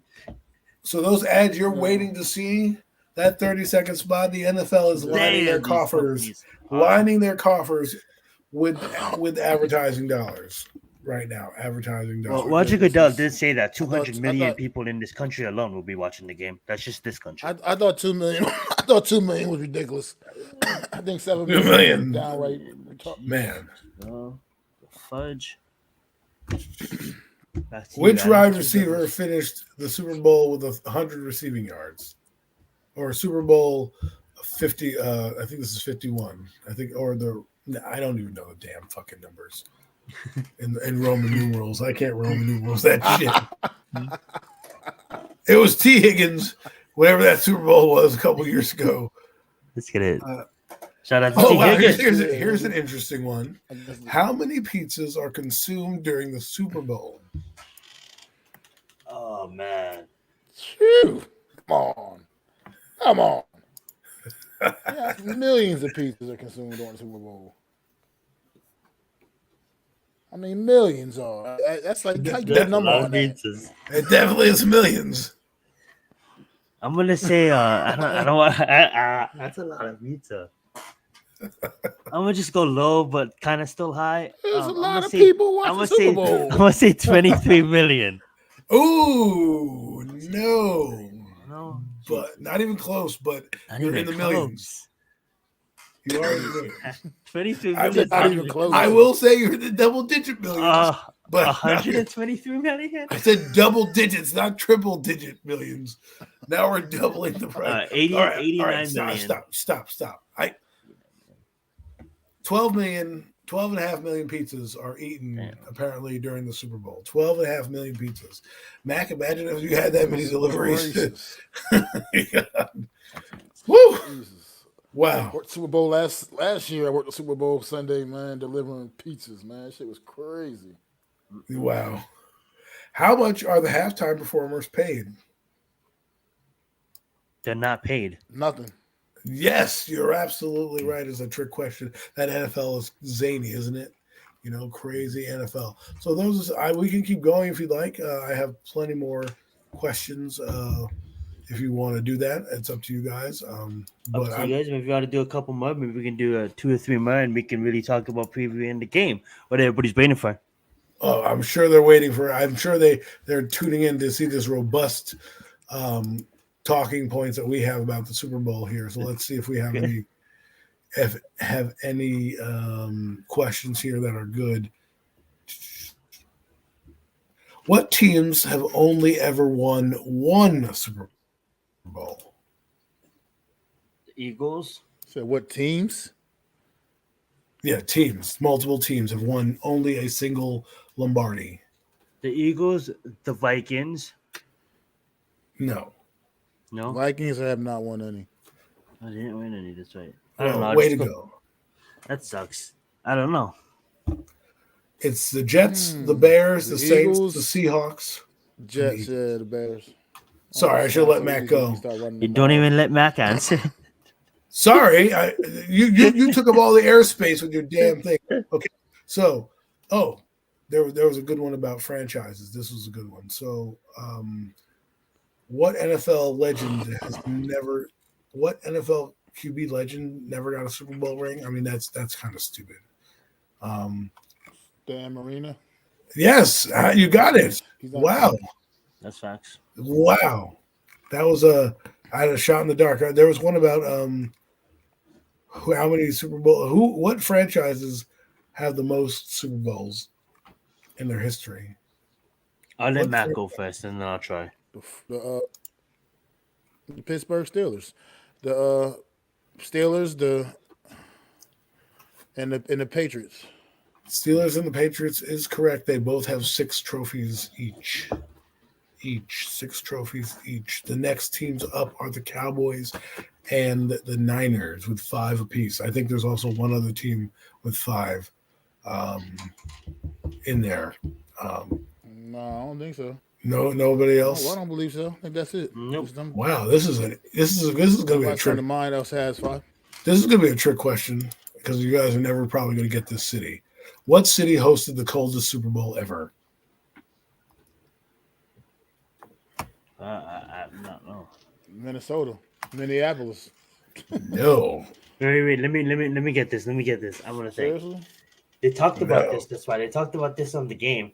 I think it was the second Super Bowl or something like that. Was it Kansas City? No, apparently it's New Orleans. I have no idea how that happened, but okay. Fair enough. That's too easy. No one's gonna know that one. I don't know how that happened either. Which 2 starting quarterbacks won Super Bowls with 2 different teams? Peyton Manning and Kurt Warner. I feel like I No. know this. He didn't win it. That's right. Kurt Warner didn't win with the Cardinals. Who the hell? I know this one. I feel like I know it. It's right on the tip of my tongue. Yeah. When I tell you the answer, you're going to be like, damn it. Oh, it's driving me. This is like nerve wracking. Oh, Tom Brady. Tom Brady is correct. You can't. Did we do how many chicken wings were consumed on the Super Bowl Sunday? Yes, we did. No, we did pizzas. We did pizza, not chicken wings. Yes. That's the most consumed food, but not how much is consumed. Oh my God. Yeah, that number's got to be 1.3 billion. 1.3 billion chicken wings are consumed. That's a lot of pizza. Just to let you know, how much money do Americans spend on beer? The exact same amount of money they spend on beer is the exact same amount of money they eat on wings. So 1.3 billion is spent on beer for Super Bowl Sunday. I will be contributing to that beer consumption on Super Bowl Sunday. So I will be contributing to that 1.3 million as we go throughout this weekend. Let's see. Any other? Let me just go through some of these. Some of these are funny. Just want to make sure. What was the highest score ever by one team in a Super Bowl game? 49ers with the 55. Oh, Matt got it. And we're going to end on that, people. Matt got that one at the end of it, at the buzzer beating. I think that was the game they played the San Diego Chargers. The Denver Broncos. Oh, it was the Broncos? I mean, yeah, that's what it was. I think it was the Broncos. Was it the Chargers? That was the one Jerry Rice. I can't remember. It might have been the Chargers one. Jerry Rice had 5 touchdowns. Had like 3 touchdowns. Jerry Rice had 5 touchdowns. Steve Young threw 6 touchdowns in the game. I don't know that might not 6 touchdowns may not be 50 points, but who knows? But it was in the they destroyed the Broncos in 80 and like 89, I believe it was. They absolutely just destroyed the Broncos, man. I can't and I thought that was the game. Jerry Rice had a huge game. I don't remember. It was one of those though. It was either one of it was one of those two. I will be drinking moonshine while watching this. You're going to be drinking moonshine? Well, good luck seeing the second half of the game if you're drinking moonshine. Damn. Damn, Chad. Denver Broncos. You're right. While watching the Super Bowl. Well, we know where he'll be in halftime. Probably sleeping outside somewhere because that moonshine will hit you. If anyone knows what moonshine tastes like, it's not very good. But that is it for trivia. I will end on that note. Matt getting that question, taking us home. We can now talk about our takes for the game or our picks for the game. Well said. Oh yeah, that being said, guys, we are going to be previewing Super Bowl. That's what everybody's here for. The fact that Jim Kelly wins his first Super Bowls in a row and never won is funny. Yeah, it's not funny for Jim. Yeah, I don't think Jim's laughing about that. That's tough. I'm gonna step away real fast. I'm gonna ask the boys to hold it down, but I'll be right back. But the question is, let's just start with what's your guys' thoughts on the matchup? On both teams making it so far, and everyone said, no, I don't touch that. Don't start drinking before the game. You won't be able to see in the game. Thank you. That moonshine will make you blind. That'll blind you. That being said, I'm gonna use the bathroom, but I guess we'll start off with what you guys thoughts on both teams. Just making it. Shout out to Kansas City. Shout out to the 49ers, and then talk about both teams making it, and then I guess when I get back we can just preview it. But whoever wants to just host for a little bit and just talk about the Super Bowl, let's get it. Well, it's the Super Bowl, folks, and we're back again with a rematch. This is one of the rematches that we're talking about. 49ers, Kansas City, different quarterback on the 49er team, same quarterback for Kansas City. And I think this is one of those games where if Mahomes wins, we're going to have to start talking to him in that Brady light because, someone was talking on the radio or on one of the spaces. Was it the spaces? But that if he wins, it'll be 3 Super Bowls. And where does it stop? He'll be 28 years old, 3 Super Bowls. The record would be, I think 7 by Tom Brady. Like, how many does he get? 4 is like an accomplishment alone. He'll be catching Montana, right? Who I think is arguably the greatest quarterback of all time and probably would have a ton more Super Bowls in this era if he was playing than the other era that he was in when he had to deal with, those big teams like the Bears, the Cowboys, clotheslining him. Yes, breaking his back by certain teams. So that's what it really comes down to me for this. It's the legacy building. Andy Reid's already going to the Hall of Fame. We're assuming that Patrick Mahomes, when it's all said and done, will be in the Hall of Fame. And I'm just looking for his legacy. He's done a great job as the best quarterback of our era. I don't think we'll see another. We watched the torch get passed, right? Remember, Tom Brady still, if we're using wrestling terms, showed you that he was the head of the table still when he played Mahomes in the Super Bowl. But now that mantle is passed on to Mahomes and the things that he does. He's an incredible athlete, incredible talent. And we talk about an elevator of people, he elevates everybody around him. The MVP probably should go to him every year. Probably should have went to him this year, but they can't give it out to him every year because it would look rigged and no one would pay attention to it. So I think that's one thing I want to see. Storyline-wise for the 49ers, they've come a long way. I'd like to see Christian McCaffrey get one, but Brock Purdy, I'd like to see him get one for many reasons. But the one reason I will say I don't want him to get one is because Giant fans are dumb. And they'll use this as a catalyst of like, well, see, you can get your quarterback in the 7th round and win a Super Bowl. No, that's going to take away from what Brock Purdy has accomplished in 23 games. And that is being an efficient passer, really working that system well. And, that you can't take that away. The one thing that Bill Parcells said to his team is they never said you couldn't do it because you did, right? So I say that to Brock Purdy. If you win, no one can ever say you didn't do it because you did. Well, look. Well said. Looking forward to this matchup Sunday, man. This matchup Sunday is it's a great matchup. Two good teams. 40. I think if you look, if the game is not played on paper, obviously, but on paper, the 49ers are bringing in a better football team here. I think overall, just all across the board, the 49ers just have a lot more guys right now than the Kansas City Chiefs do, as far as like just top level guys. But the one thing the 49ers don't have that the Chiefs have is, like Adam just said, they have Patrick Mahomes, man. And that's been a difference maker for this football team all season long.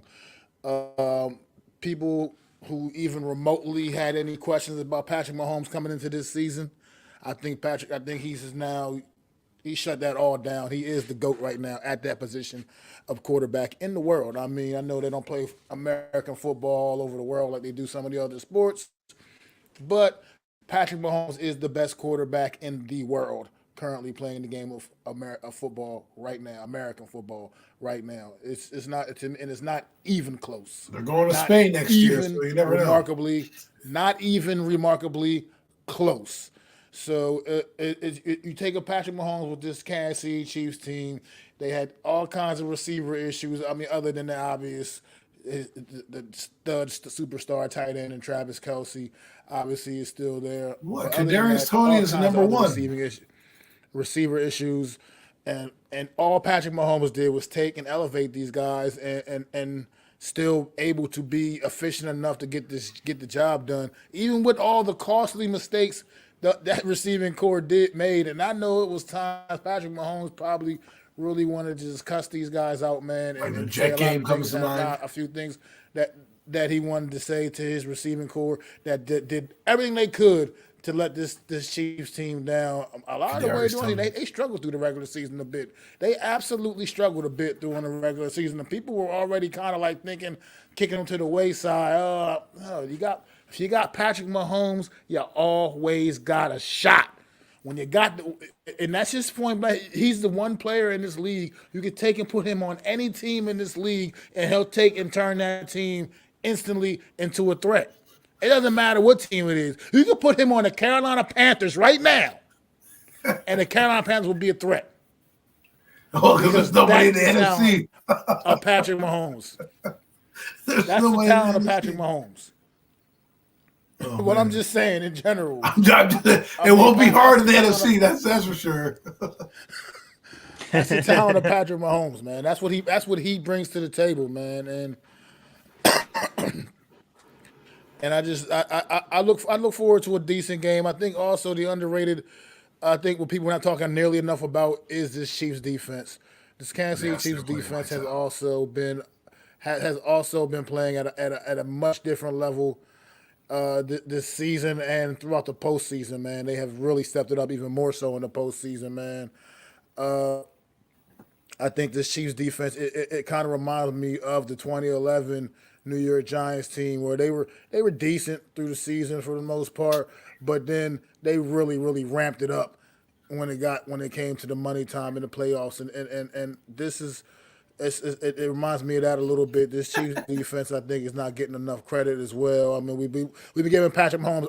I've been giving Patrick Mahomes a lot of love, and because he's absolutely great. He's a stud. Like I said, he's the best at what he does. But this Chiefs defense also is a factor, and I think that's going to be the X factor in this football game on Sunday. Will ultimately be the Chiefs defense. I think they're going to be what's going to put the Chiefs over the top in this one. But we'll talk about that a little bit. If you like defense, then Steve Spagnuolo is the guy you bet on because he is going to do things to like he had the GOAT Tom Brady spinning. I'll never forget in 2007. He's commanding that defense, and they did an A-gap blitz where they thought they were bringing Antonio Pierce, and they ended up bringing Kavika Mitchell on the backside, and it totally confused Tom Brady and that offensive scheme, and that was Tom Brady we're talking about, right? Now you have Brock Purdy in the game. I think there's going to be a disguise or two, a blitz that you haven't seen from the Kansas City Chiefs. This is where it's going to come out. This is where you're going to see maybe a Nick Bolton look like he's going to drop back in coverage and then bang, hit that A-gap and blitz right up the middle. Because, Christian McCaffrey goes out on a little, dump off. So we'll see what Spagnuolo can do. If I'm a betting man, Spagnuolo has a very good track record against young quarterbacks. I'm not saying Brock Purdy can't beat Steve Spagnuolo. I'm just saying Steve Spagnuolo has been known in his career, especially with the Chiefs, to fool quarterbacks into baiting them into turnovers. Look what he did last year against Jalen Hurst. Look what he did against, Tom Brady. Look what he did the year they won against the 49ers as well. And this time his defense is far less talented than it was those previous years. Remember, they don't have Tyrann Matthews anymore.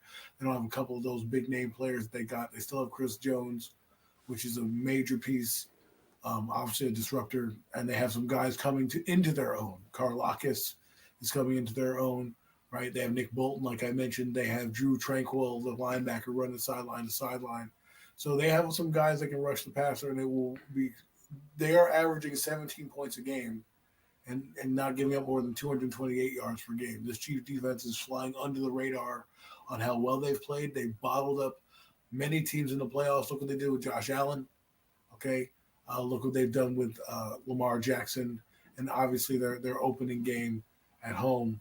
I think they played Miami. Look what they did to them in that game as well. And when we talk about an elevator, when I see Patrick Mahomes, I'm going to go ding, because that's what he does. He's like the elevator that you go to in a mall, in a store with all the floors. He can just take you wherever you need to go and bring you there safely.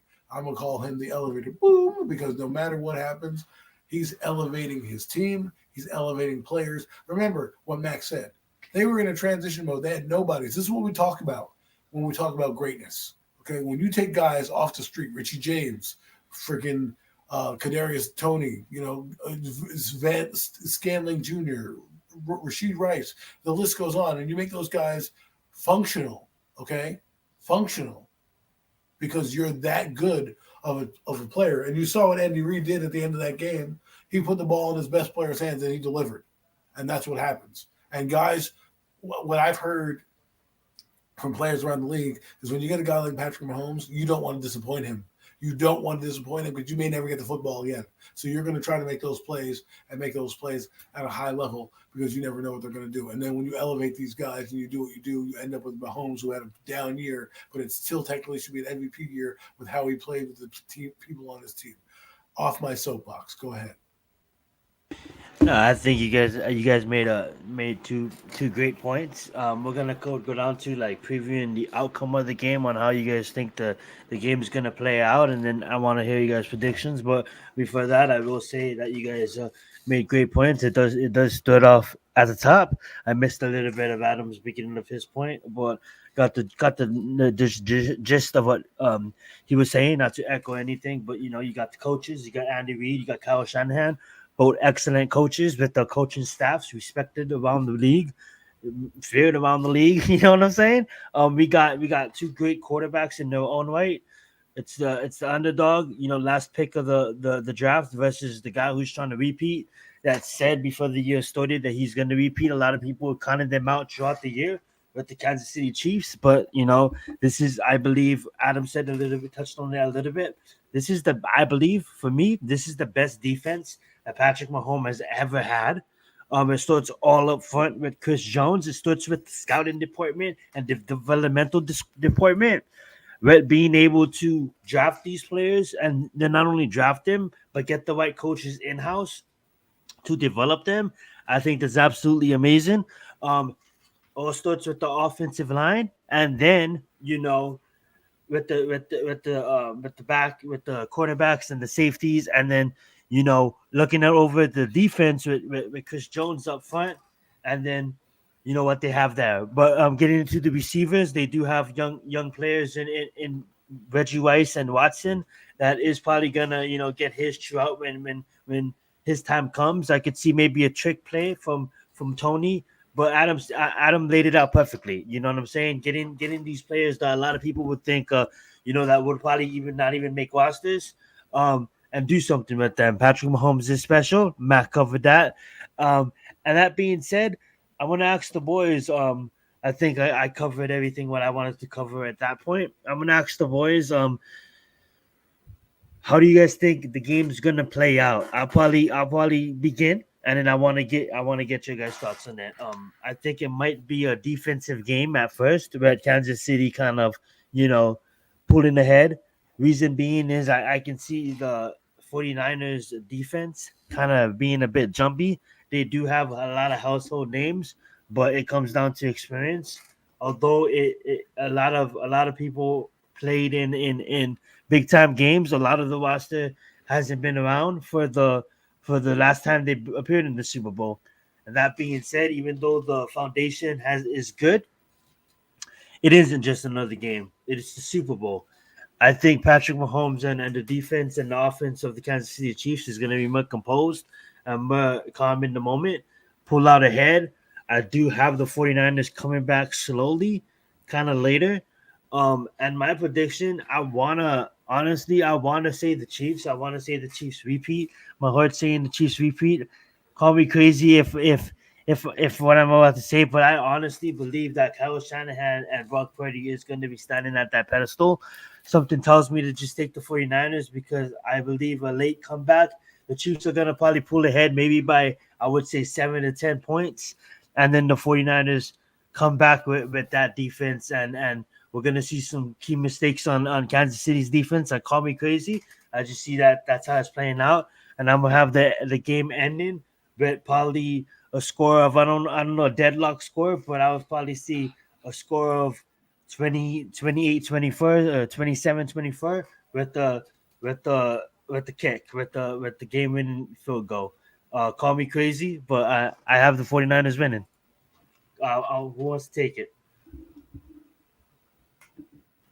Well, I think you know where I'm going with this. Obviously, as I mean, look, I just don't bet against the best, man. And Patrick Mahomes is the best until proven otherwise, man.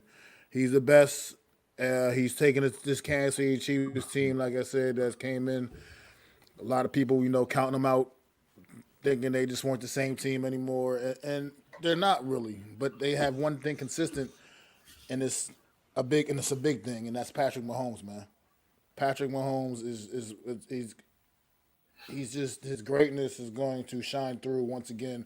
This is yet another opportunity for him to kick down yet another door, which he doesn't necessarily need to. Like I said, Adam, you mentioned earlier, I mean, Patrick Mahomes has already done enough in his career that they can already start making his bust in Canton whenever he retires, man, and hangs it up. But with that being said, man, like I said, I also think when it comes, like I said, it comes down to this Chiefs defense also being the X factor in this game. I think this Chiefs defense will find a way to trip up Brock Purdy enough and force a few mistakes, enough of mistakes that I think is going to take the Chiefs over the top ultimately in this game, as well as having Patrick Mahomes on the other side of the ball doing the things that he's going to do. He's going to put that team in a position to score points. He's going to put that team in a position to win the football game. You can already book it. That's going to happen. I mean, yes, he lost a couple of years to Tom Brady, who at the time was the GOAT as well. But it's a new day, and Patrick Mahomes is definitely the new sheriff in town. I mean, even in that game that they lost, Patrick Mahomes playing in front of an absolute patchwork offensive line was still out there giving it everything he had. It was one point where he threw a pass where he was completely in a horizontal position. His body was in a horizontal position in the air, and he was still throwing passes down the field at angles like that. That's how great Patrick Mahomes is, and I think like I said, I believe top to bottom, 49ers had the better roster. I just think that Patrick Mahomes just gives this team, the Chiefs, the edge, and gives them what they need, and they're going to go out there and they're going to win this football game on Sunday and disappoint the 49ers yet again in the big Super Bowl rematch, man. I don't have a I love it. I don't know.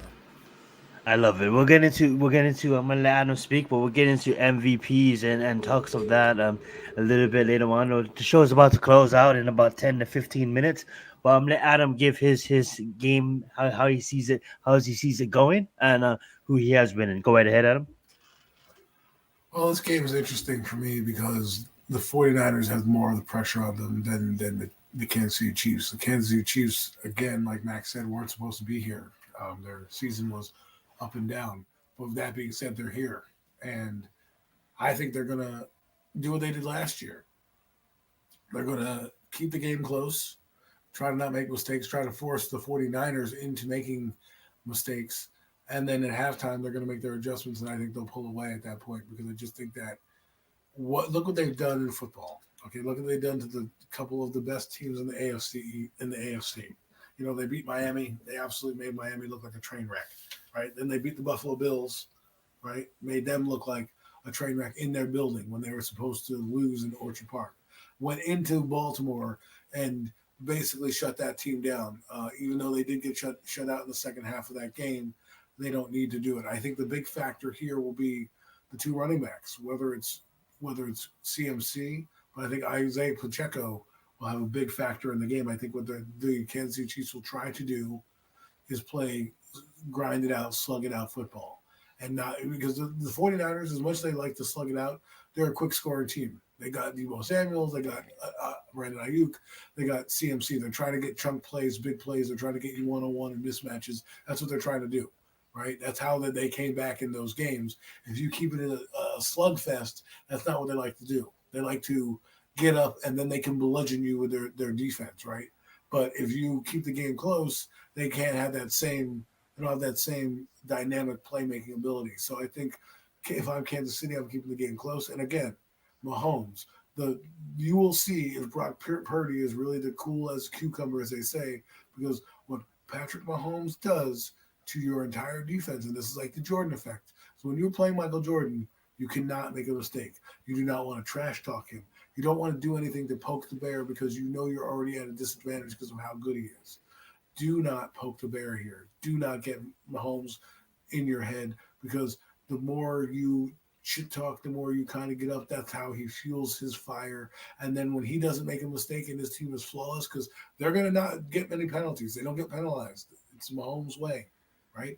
If you start to get penalties and start getting in your head and start throwing up ducks and, thinking you're going to come back in the second half of this game like you did against the Lions, you have nothing coming. This team has been there before. They've done it before, and they know how to close the door on the weaker teams. And don't be that team that closes the door on. Well said. I do want to bring up a few things real fast. I did want to say in mine, but I missed them. In defending, you guys had great points. Adam, you didn't say who do you think wins, and if you want to give a score prediction, by the way. I'm not going to say a score prediction because it's a crazy score, but I think Kansas City's going to win just for the fact that experience pays. They've been dominant in their playoff games. It's not like they've they've been dominant, right? And they played the best team in football, arguably, and shut them out to 10 points.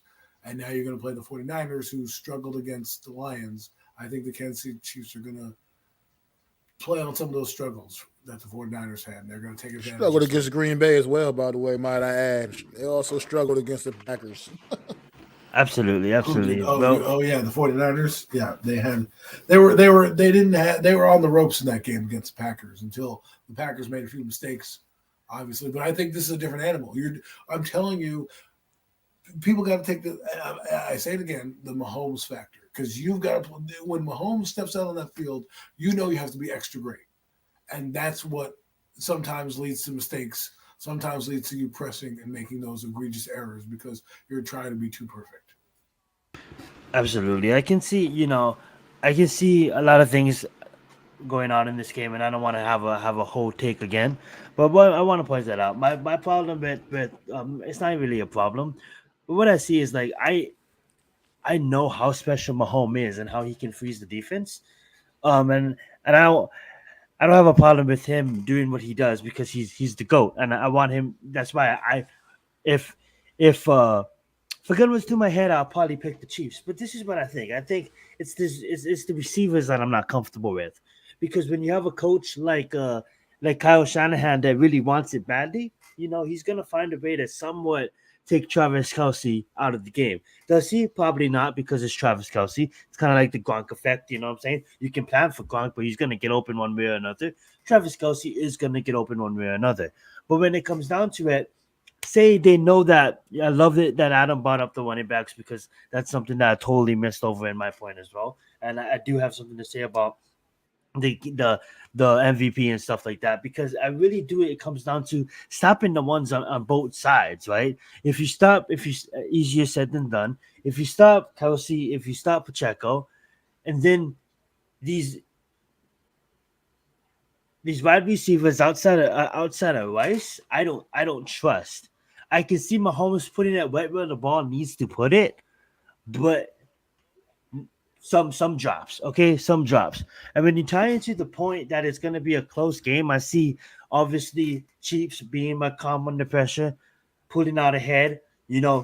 Pacheco having some games, maybe getting a few touchdowns, because I really don't think that Mahomes in this game is going to be able to throw the football over the yard. I think a lot of receivers are going to get covered, and I think if you're smart enough, you'll find a way to take Travis Kelce out of this game.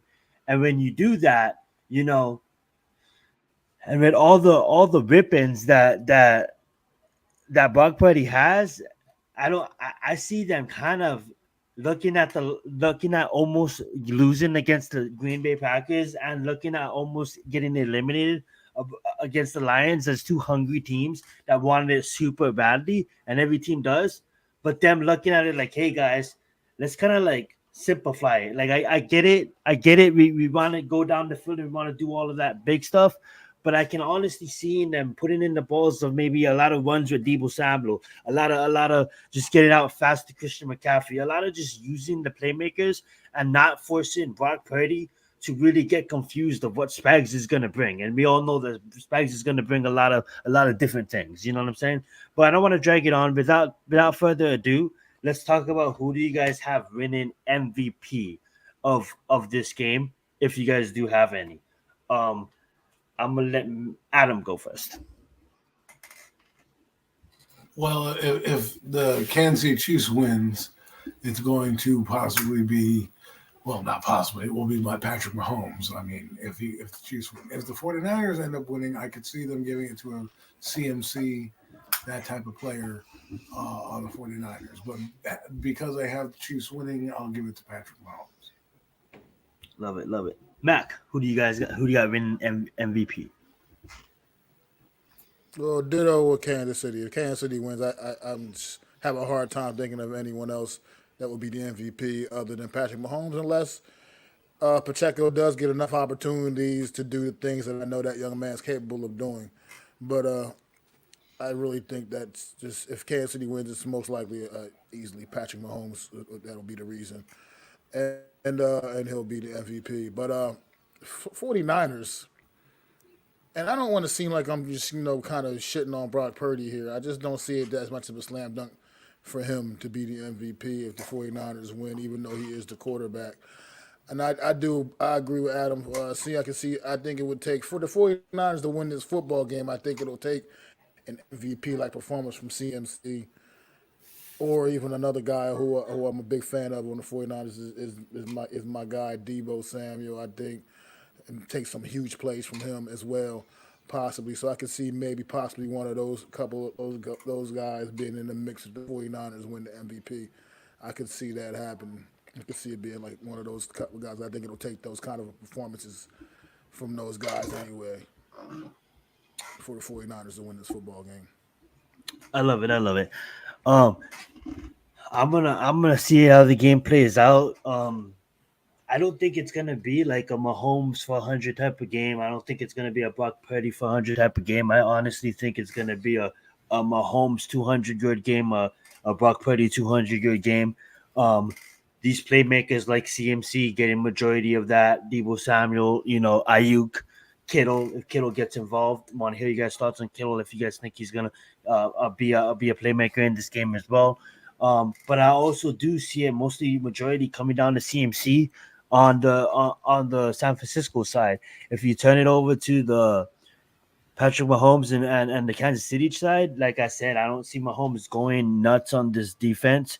He might do a lot of it in the first quarter when they're still trying to get adjusted. But once San Francisco gets grounded, or maybe they make adjustments at half, I honestly think that Kyle Shanahan and that defense finds a way to stop him and let Pacheco go. Let Pacheco get his. And if Pacheco gets multiple touchdowns, I see it going to Pacheco's. And a part of me wants to give it to, if the Chiefs win, I want to give it to the defense, because I honestly think they need the Chiefs defense and Chris Jones and Trent, all of those guys back there to have a really big game for them to win this game, because I don't think Kyle Shanahan is a coach where I honestly don't think, as special as Mahomes is, Mahomes and Travis Kelce can do it alone. They're going to need that defense. It's a team game. Obviously, everybody knows that. But I want to see the defense win it. But they don't give it as a unit. They would never do that. So I'm going to honestly say it. The way I see the game playing out in my mind, I'm going to say Pacheco. We're about 2 hours on this. I'm good. I probably said everything I wanted to say. If there's anything else you guys want to say, I'm gonna let you guys talk, and then But I will want to say a couple words before I pass it over to you, Mac, to end it out completely. But is there anything else you guys want to say about the Super Bowl? Just look forward to a great matchup, man. I think this is a good matchup between two really good teams, two very well coached football teams. You got a future Hall of Fame head coach on the one sideline. You got one of the great young coaches in the NFL right now on the other sideline. You got two really good football teams. Like I said, you got the best quarterback in the world on Kansas City. You got just like a phenomenal offensive cast of characters on San Fran, man. Should be an exciting football game. And just everybody sit back and enjoy it, man. I mean, these teams matched up a few years ago in the Super Bowl. It was a good game that year.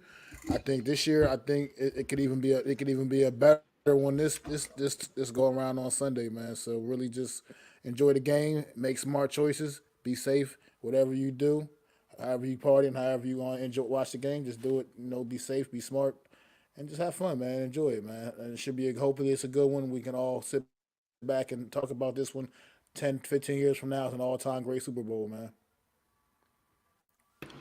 Absolutely. Adam, is there any final things you want to say? It's just going to be fun. We're finally here. I usually take the Super Bowl as a celebration of the start of the new football season, right? Everything ends. It's a party. We really get the off season kicked off. We really get the season, the off season ended. And it's just one of those things where it's like, the culmination of who won. I don't really necessarily care who wins the Lombardi. But at the end of the day, I'm just happy because the real work starts, the off season. And as you guys know, I'm more of an off season fan than a NFL game fan. As much as I watch the games, I love diving into the roster building and the construction and studying players and doing all that fun stuff. And I'm looking forward to the off season because I think it's a big one for the Giants, an absolutely huge one for the Giants. So once that hits triple zeros on Super Bowl Sunday, everybody's back to 0-0. Absolutely, well said, well said. And I will say this, everybody, like you guys said, just enjoy the game. I'm a fan of the NFL. Like Adam said, I don't really care who wins. I may think certain team may win, but at the end of the day, I want to just see a good game. I hope everybody is out there safe. Hopefully, nobody gets injured. You know what I'm saying? Hopefully, the ads, the commercials, the advertisements are worth watching. And I will say this: we didn't really cover any of the hiring. Talking about the New York Giants, we were going to get into them. It looks like we did hire the defensive coordinator from the Titans to be our defensive coordinators, and Shane, and we also did hire their offensive coordinator to be our tight ends coach. So we are going to be digging into that when we come back next Friday.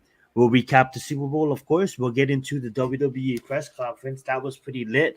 I don't know if you guys watched that, maybe in a casual. I'm getting back into it. That was pretty exciting being. We'll probably be talking about that. NBA All-Star Weekend is full effect. We'll cover the NBA a little bit. Obviously, this time of the year is what Adam just said, the reset. Now we can talk about the draft. We can start, pulling up a lot of these players. We're gonna go probably position by position and talk about them as a group. And then we have a lot of stuff planned for premium takes in the upcoming months. So stay tuned. It's a fun time to be an NFL fan, and hopefully you guys have an amazing Super Bowl Sunday. And we forgot to do this, so I'm gonna say mine more fast, and then I want Adam to say his, and then Mac pass it over to Mac, and he'll say his, and he'll close it out. What is you guys' Super Bowl dish? I'll probably just be doing some hamburgers on hot dogs, nothing too crazy. Some chips maybe. I'll probably didn't get some chicken, so I'll probably avoid chicken this time. I eat a lot of chicken. I eat chicken like 5 days out of the week. I love me some chicken, so I'll probably not eat chicken for this one. But that being said, that'll probably be mine: hamburgers and hot dogs. So, Adam, what is your food of choice for this Super Bowl Sunday? We're probably gonna have some wings. We're probably gonna do little mozzarella sticks. Got some nachos. We're gonna try to do so, and it's only gonna be me and my wife probably.